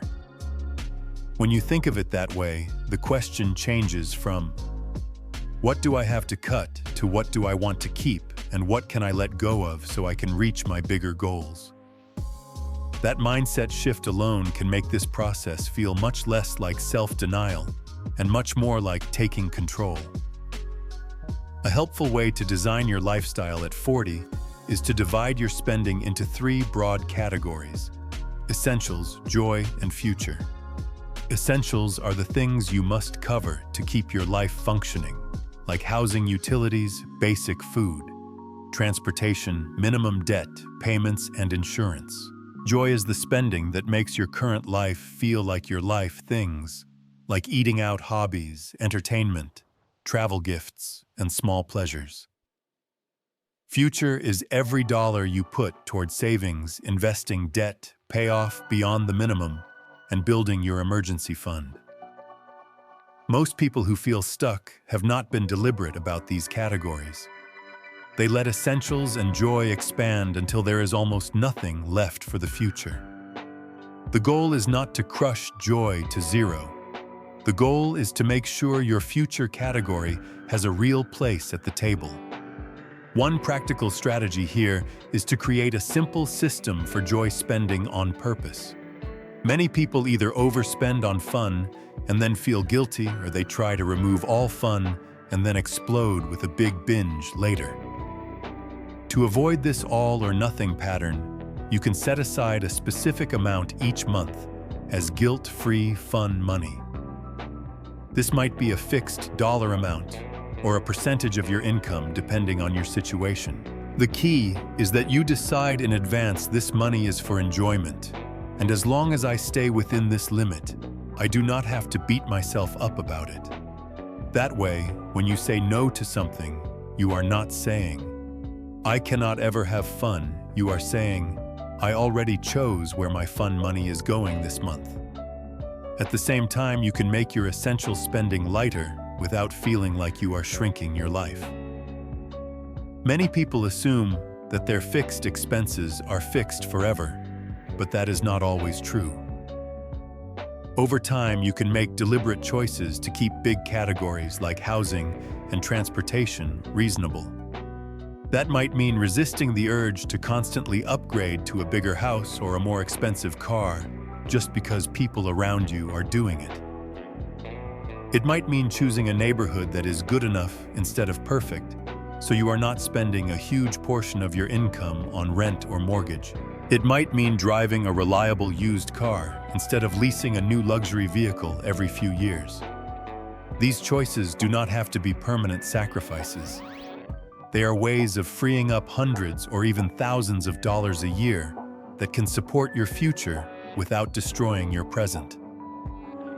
Another area where you can redesign your lifestyle is your social life. A lot of overspending in midlife does not come from things we truly care about. It comes from going along with what everyone else is doing. Brunches, dinners, drinks, trips, events, all of these can be great, but they can also quietly add up to a lot of money that does not actually increase your happiness proportionally. You do not have to become a hermit to save for your future. You can simply be more intentional. Sometimes that means suggesting lower-cost ways to connect with people, like hosting a potluck, instead of always going to restaurants, choosing walks, game nights, or simple gatherings instead of pricey outings. Sometimes it means saying no to invitations that you know are more about appearances than genuine connection. As you get more comfortable with your financial priorities, you might even find that people respect your honesty. It also helps to design your environment to support your goals. Willpower is limited. If your phone is filled with shopping apps that send you daily notifications, if your email inbox is full of sales, if your social media feed is full of influencers showing new things to buy, you are constantly swimming upstream. You can make small changes that reduce temptations. Unsubscribe from marketing emails. Remove saved payment details from websites so that buying something requires a bit more friction. Move shopping apps off your home screen or delete them completely if you can. Follow more content that supports your financial goals and less content that triggers comparison and envy. These small adjustments can make it easier to live within your plan without feeling like you are constantly fighting yourself. Another powerful lifestyle design tool at 40 or 50 is what you do with your time. Not every part of your financial life is about dollars directly. Some of it is about how you use your energy and attention. For example, cooking more at home can save money and improve your health. That does not mean you must cook every meal from scratch. It might mean learning a handful of simple, cheap meals you actually like and making them your go-to. It might mean meal prepping on Sundays so that weekday dinners are easier. It could mean learning how to make your favorite coffee at home instead of buying it every day.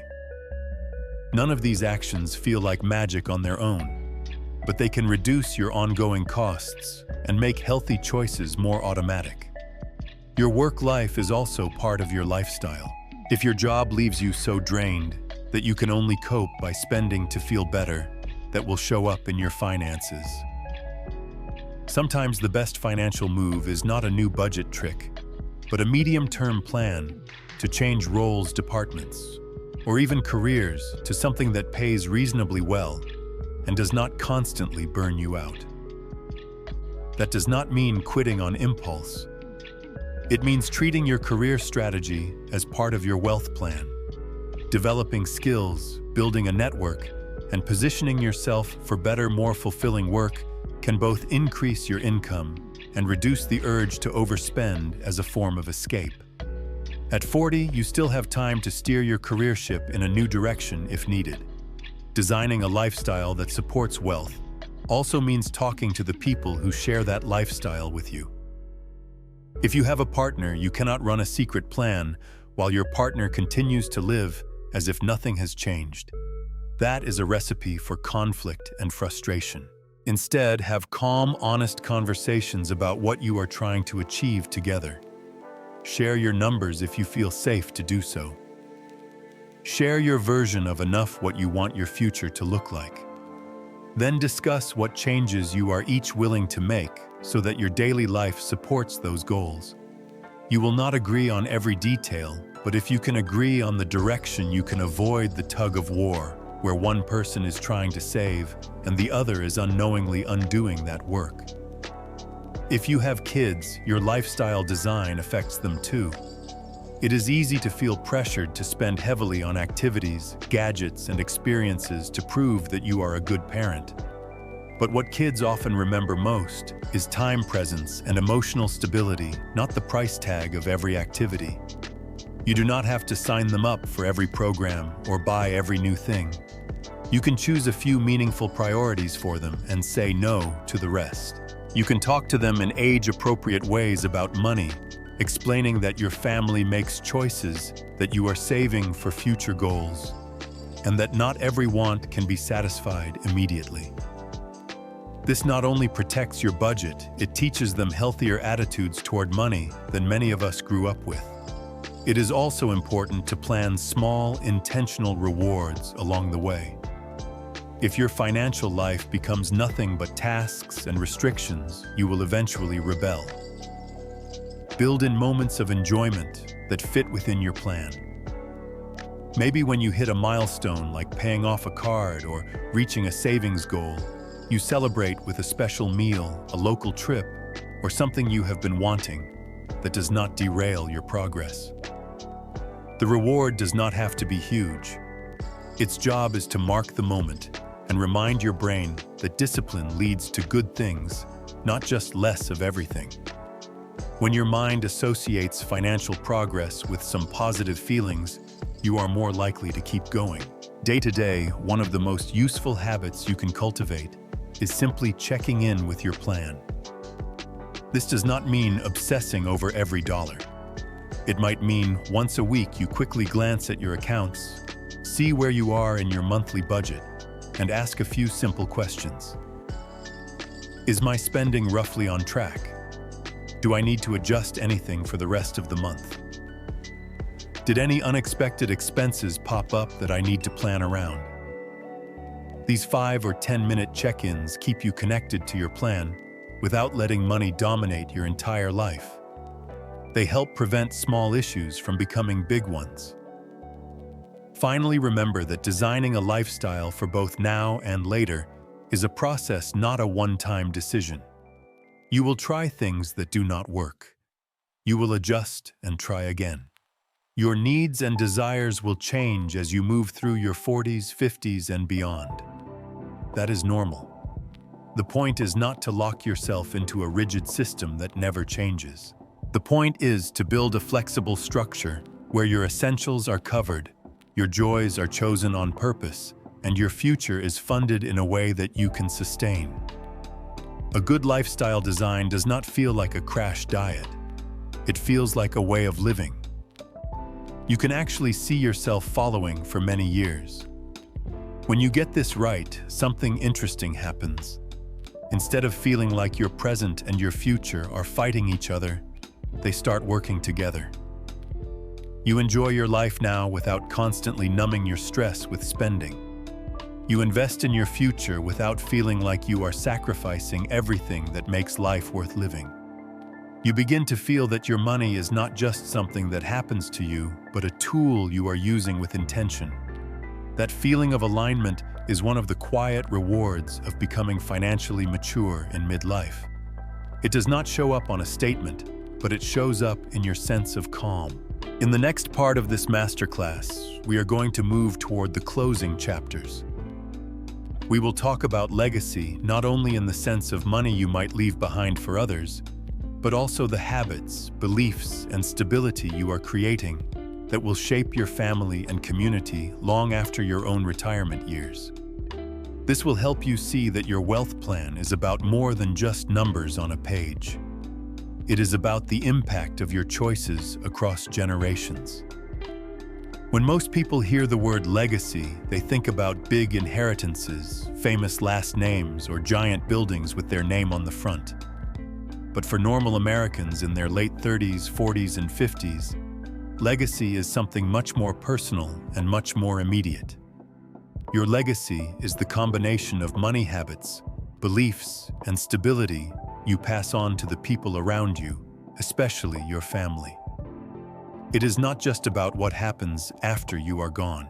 It is about what happens while you are here and the way your choices shape your children's lives, your partner's security, and even the way your parents and siblings experience money stress or money peace. In this part of the masterclass, we are going to talk about wealth as something you live, not just something you leave, and how the work you are doing now can echo forward through the people you care about. even if you never consider yourself rich in the traditional sense. Start by thinking about the money stories you grew up with. Maybe your household was always tight on cash, and you heard adults argue about bills and debt. Maybe your parents never talked about money at all. It was a taboo subject, and you were left to guess. Maybe one parent controlled everything, and the other stayed in the dark. Maybe money was used as a way to control or punish. Or maybe you saw the opposite, someone who was wise, steady, and calm with money, who saved quietly and helped others when they could. Those early experiences did not just shape your knowledge, they shaped your feelings about money. They may be the reason you feel anxious when you open a bill, or the reason you avoid looking at your accounts, or the reason you feel guilty spending on yourself. Whether you realize it or not, you have already inherited a legacy of beliefs and habits. The question now is what legacy you will pass on. One of the most powerful legacies you can create is emotional, not just financial. When children grow up in a home where money is always a crisis, they learn that money equals fear. When they grow up in a home where no one ever talks about money, they learn that money is something to be avoided or hidden. When they grow up in a home where money is spoken about honestly and calmly, where there are clear trade-offs and where the adults are not perfect, but are intentional, they learn that money is a tool that can be managed. At 40 or 50, you have the chance to break cycles. Even if you grew up in chaos, you can create more stability for the next generation. That does not mean you have to be rich. It means you build enough structure that money is not constantly an emergency. An emergency fund, less harmful debt, a plan for bills and savings, and a sense of direction might not look dramatic from the outside, but inside a family, they change everything. Legacy also shows up in the conversations you have or do not have with the people around you. Many parents avoid talking about money with their kids because they do not want to burden them or they feel embarrassed. The result is that their kids grow up with almost no practical knowledge and then repeat the same mistakes. A different approach is to talk in simple, age-appropriate ways. You can explain that the family budget is a set of choices, that money is limited, and that when you say no to something, it is not because you do not love them. It is because you are choosing something more important, like keeping the family safe or saving for a goal. You can involve teenagers in basic tasks like checking bank balances, seeing how automatic payments work, or understanding how a paycheck gets split between taxes, bills, and savings. You do not have to share every detail, but letting them see that there is a plan is itself a gift. If you have adult children, legacy might mean having honest talks about what you can and cannot do for them financially. Many parents silently sacrifice their own retirement to help grown children with every problem, from covering their lifestyle gaps to paying off debts that come from repeated bad choices. It is natural to want to help, but if you end up financially fragile in your 70s so that your children have to support you later, the help may not be as helpful as it seems. A healthier legacy is to model boundaries. You can still help, but you do it in ways that align with your own plan. Maybe you help with education, but only to a specific level you can truly afford. Maybe you offer guidance and emotional support rather than writing a check every time. Maybe you share what you are doing to secure your own future, so they understand that taking care of yourself is part of taking care of the family. Another side of legacy is what you may eventually leave behind formally through wills, beneficiaries, and other estate planning tools. This can feel distant when you are in your 40s or 50s, but the truth is that illness and accidents do not wait for a convenient age. Having basic documents in place is not something you do because you are old. It is something you do because you are responsible. At a minimum, that often means having a will that states who should receive your assets and who should take care of any dependents, having up-to-date beneficiaries on retirement accounts and insurance policies, and having some instructions for what should happen if you cannot make decisions for yourself for a time. You do not have to know everything about legal documents to start this process. You can use simple templates, online resources, or speak with a professional if you prefer. The important thing is to avoid leaving confusion, conflict, and paperwork nightmares for the people you care about. Legacy can also include how you support your parents or older relatives. Many people in their 40s and 50s find themselves in a middle position raising kids while also watching their parents age. Sometimes parents have done careful planning, other times they have not. It can be uncomfortable, but having upfront conversations with aging parents about their financial situation, insurance, and wishes can prevent bigger crises later. Asking gentle questions about whether they have a will, how their bills are paid, whether anyone else could access necessary information if something happened to them. These are acts of care, not of greed. You are not asking so you can control their money.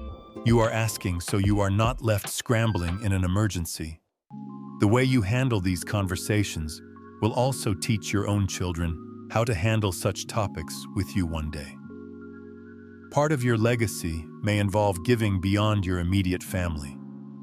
You do not need to be wealthy to be generous.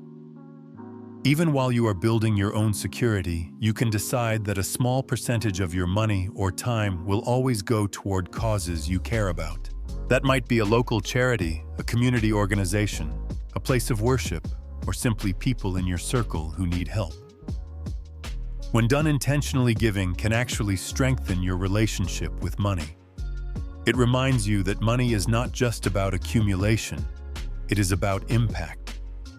It can also teach your children and the people around you that wealth, even modest wealth, comes with an opportunity to support others. You can involve kids in choosing a charity to support each year, or talk with them about why you give where you give. It is easy to think that legacy is all about dollars, but remember that your daily behavior is part of it too. When your kids or younger relatives see you checking your accounts calmly instead of dodging them, that becomes normal. When they see you saying no to certain purchases so you can say yes to bigger goals, that becomes normal. When they see you talking with a partner about money without exploding, that becomes normal. These quiet patterns sink in deeper than any lecture. Years from now, they might not remember the exact balances you had, but they will remember the atmosphere. Was money always a fight? Or was it an ongoing conversation? Was it a mystery, or was it something they were gradually invited to understand? Legacy is also about peace.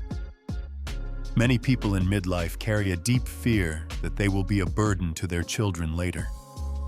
They imagine needing constant help, not because of illness, which no one can fully control, but because of financial shortfalls that could have been prevented.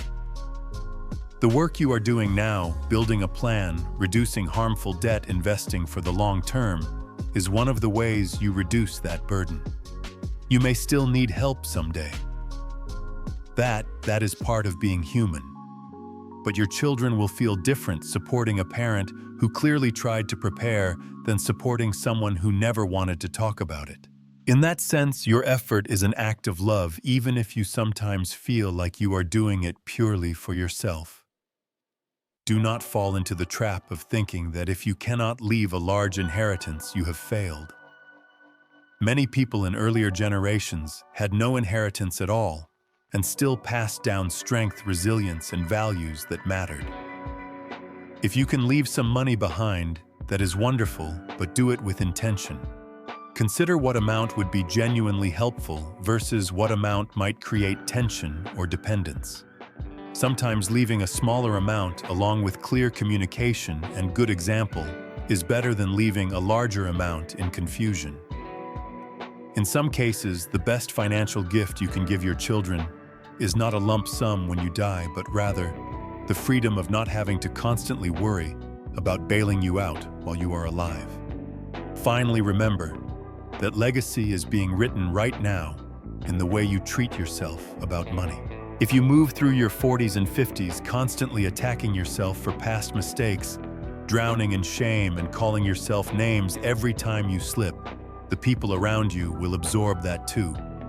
They will learn that money is a source of self-hatred. If instead, you choose a different path, one where you take responsibility, but also show yourself compassion, you teach a different lesson.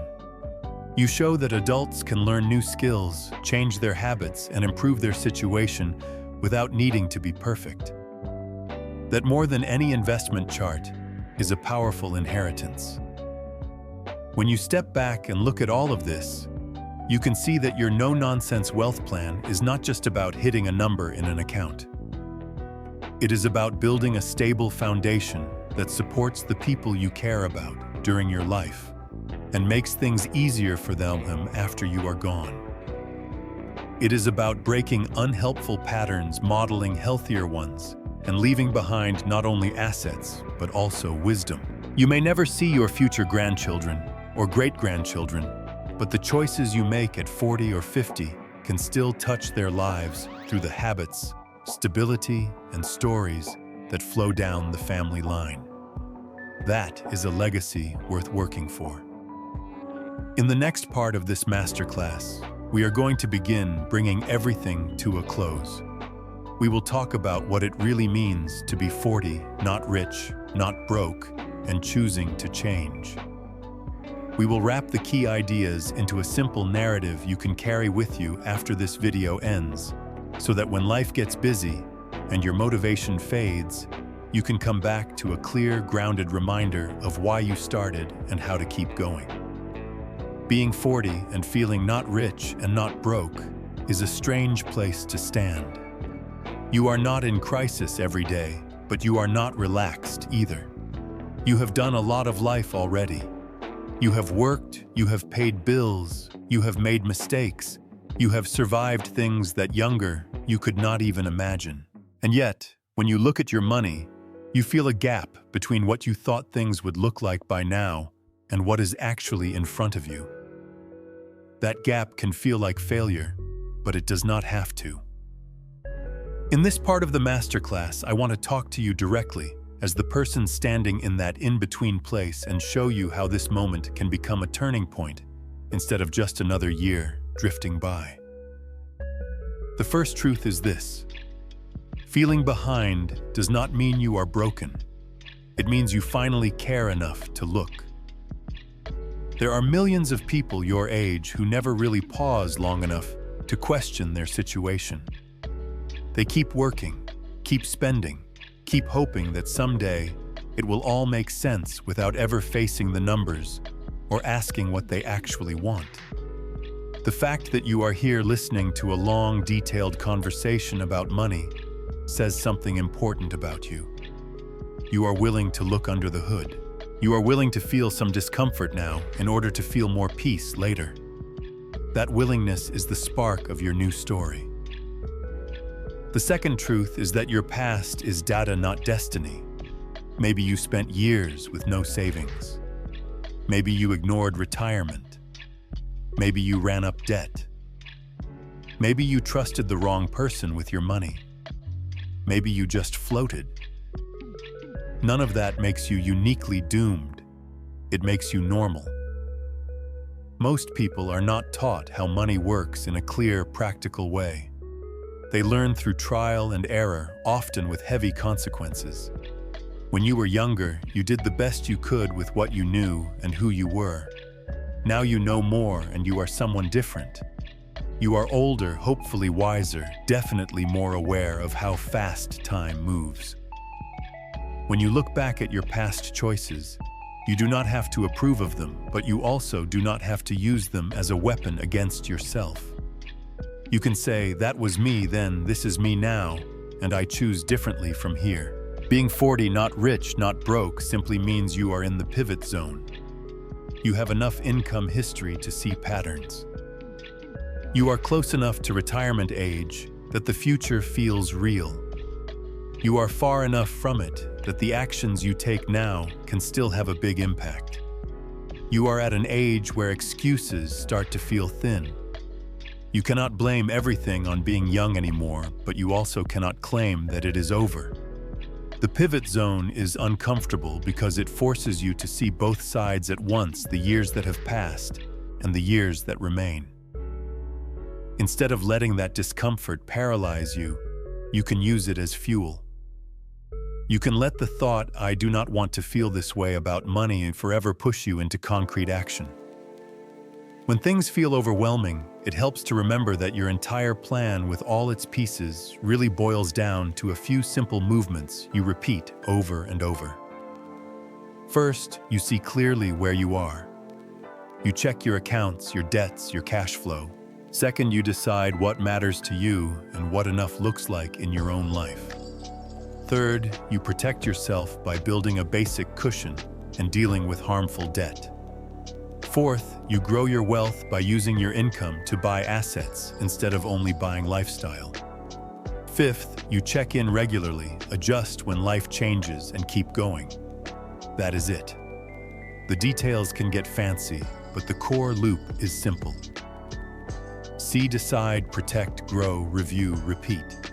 There will be seasons when you do this loop very well. There will be seasons when things fall apart. You might go through a job loss, a divorce, an illness, a family crisis. In those moments, your plan might feel impossible to follow. That does not mean it has failed. It means you are human, and life is not a straight line. When you get knocked off track, the way back is the same as the way you started. You do not wait for someday. You do not wait to feel ready. You take one small step that you can handle this week. Maybe that step is opening your banking app after weeks of avoiding it. Maybe it is writing down your list of debts. Maybe it is sending one extra payment of a small amount. Your brain will tell you that small steps do not matter. It is wrong. Small steps are exactly how you change the trajectory of a life. One of the most important choices you can make in this pivot period is to stop outsourcing your financial story to luck or to other people. You can absolutely seek help, learn from books, listen to experts, or talk with professionals. Those can be wise choices. But no one will ever care about your future as much as you. No one will live inside your retirement years except you. When you take full ownership, you stop waiting for the perfect stock pick, or the perfect raise, or the perfect partner to rescue you. You start saying, "I am responsible for my money, education, for my savings rate, for my debt decisions, for my lifestyle choices." That level of ownership might feel heavy at first, but it is actually freeing. It means you have power.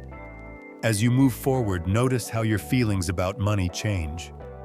At the beginning, you might feel mostly fear and regret. As you follow your plan for a while, those emotions start to mix with something else, a quiet sense of competence. The first time you see your net worth move up instead of down, you feel it. The first time you handle an unexpected expense without panicking, you feel it.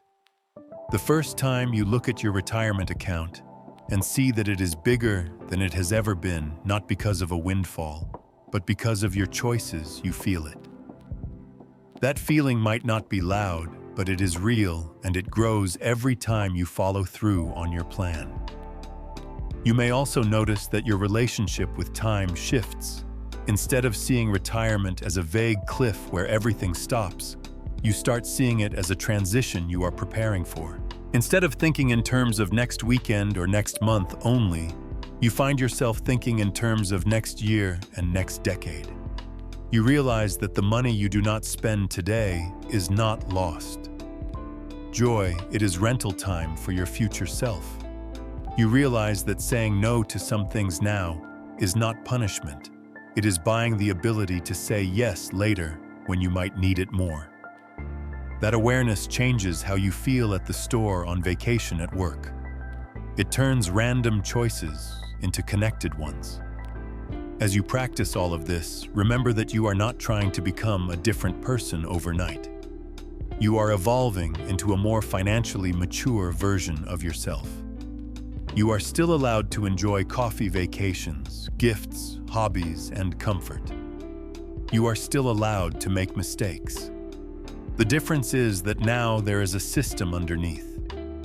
Your spending fits inside a plan, your joy has a budget. Your future has a line in your monthly decisions. You are not bouncing between guilt and denial all the time. You are moving through your 40s or 50s with more intention. That is what grown-up wealth building really looks like. It is rarely glamorous, but it is deeply satisfying. If there is one message I want you to carry from this masterclass, it is this. You are not too late, and you are not stuck where you are. You are at a crossroads. On one road, you keep doing what you have been doing with money, hoping vaguely that it will somehow lead to security.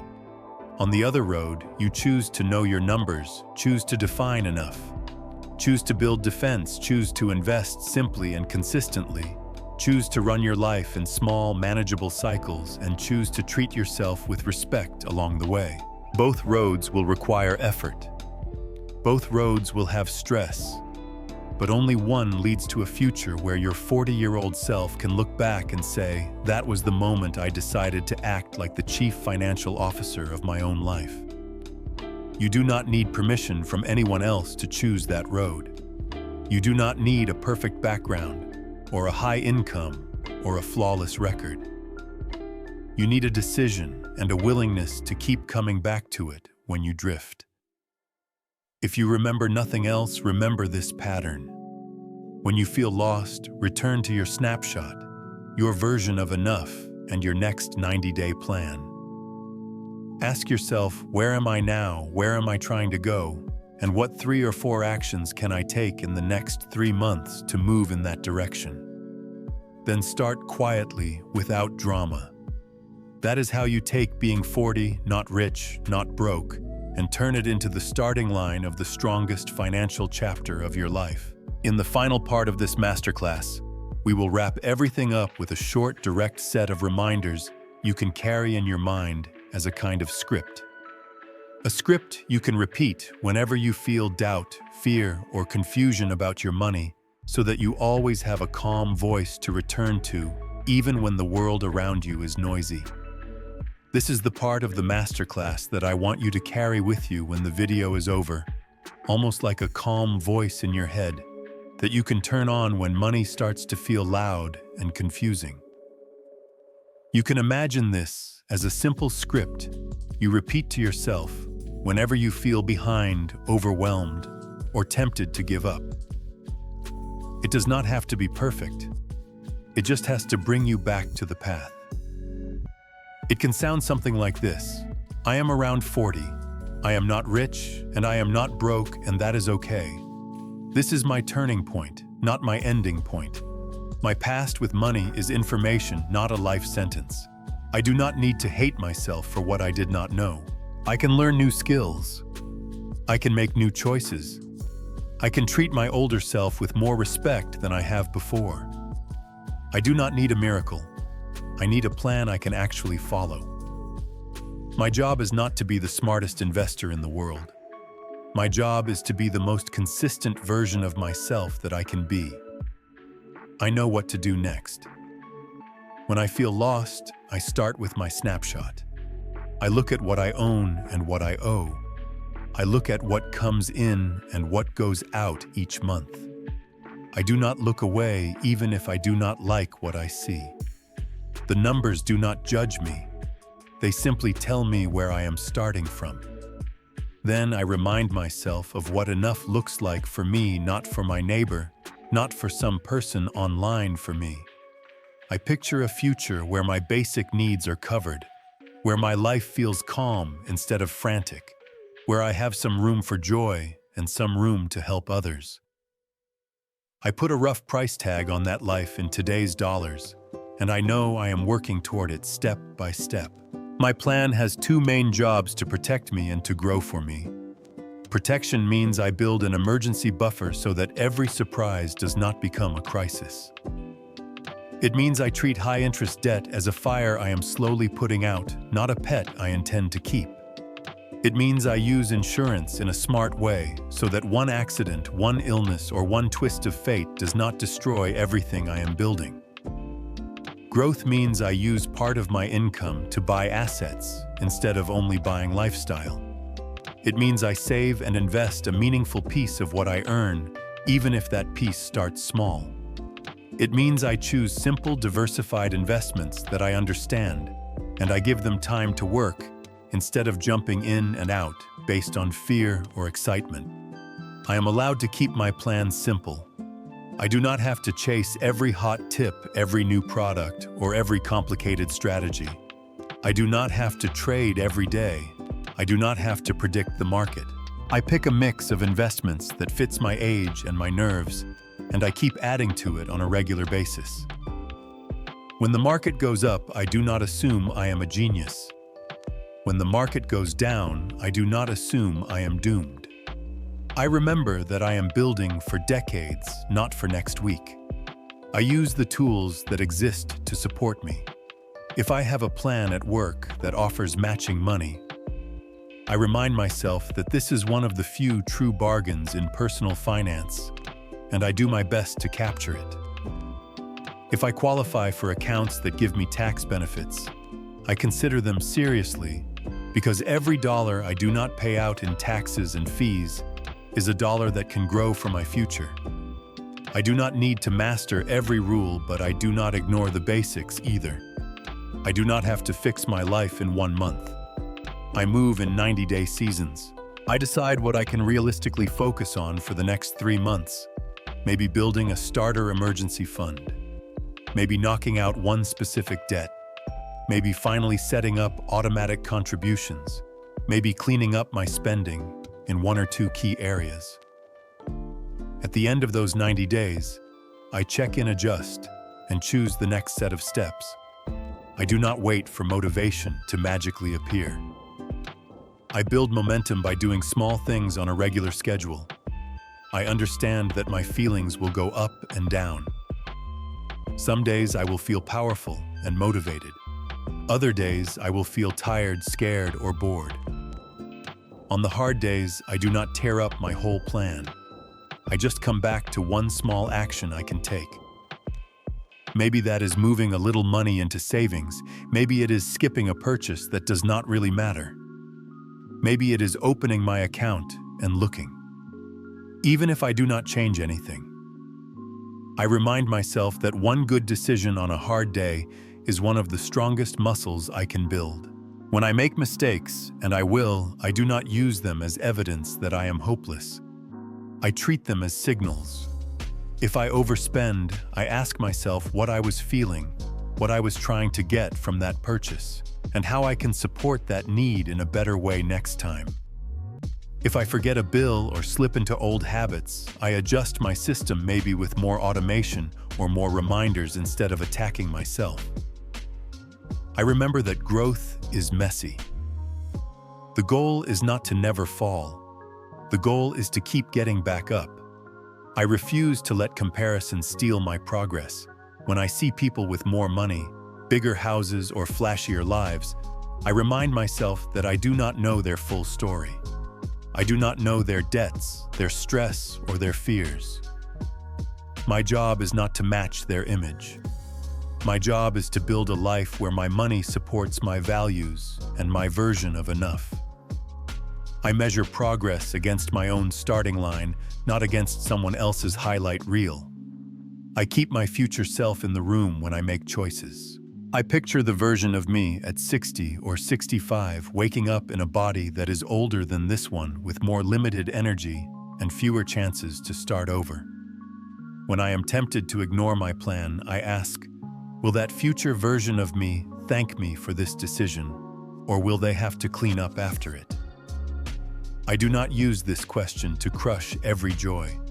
I use it to guide the big patterns so that over time, more and more of my choices are ones my future self will be grateful for. I remember that my money choices are not just about me. They ripple into the lives of the people I care about. When I build stability, my family feels it. When I break harmful patterns, my children or younger relatives benefit from it. When I take care of my own retirement, I reduce the chance that I will become an avoidable financial burden later. The work I am doing now is part of my legacy, even if no one sees it on social media or applauds it. Most of all, I remember that I am capable of change. I may not control the economy, my company, or every twist of life, but I do control how I respond. I can choose to know my numbers instead of guessing. I can choose to make a plan for my next 90 days instead of drifting. I can choose to build an emergency fund, pay down debt, invest regularly, and protect my family. I can choose to come back to this plan again and again, even when I fall away from it for a while. I am around 40, not rich, not broke, and that is not the end of my story. It is the point where I stop pretending that things will magically fix themselves and start acting like the chief financial officer of my own life. I can do hard things. I can be patient. I can build real wealth slowly and quietly in the background of my ordinary days. My future self is counting on me, and I am not going to let them down.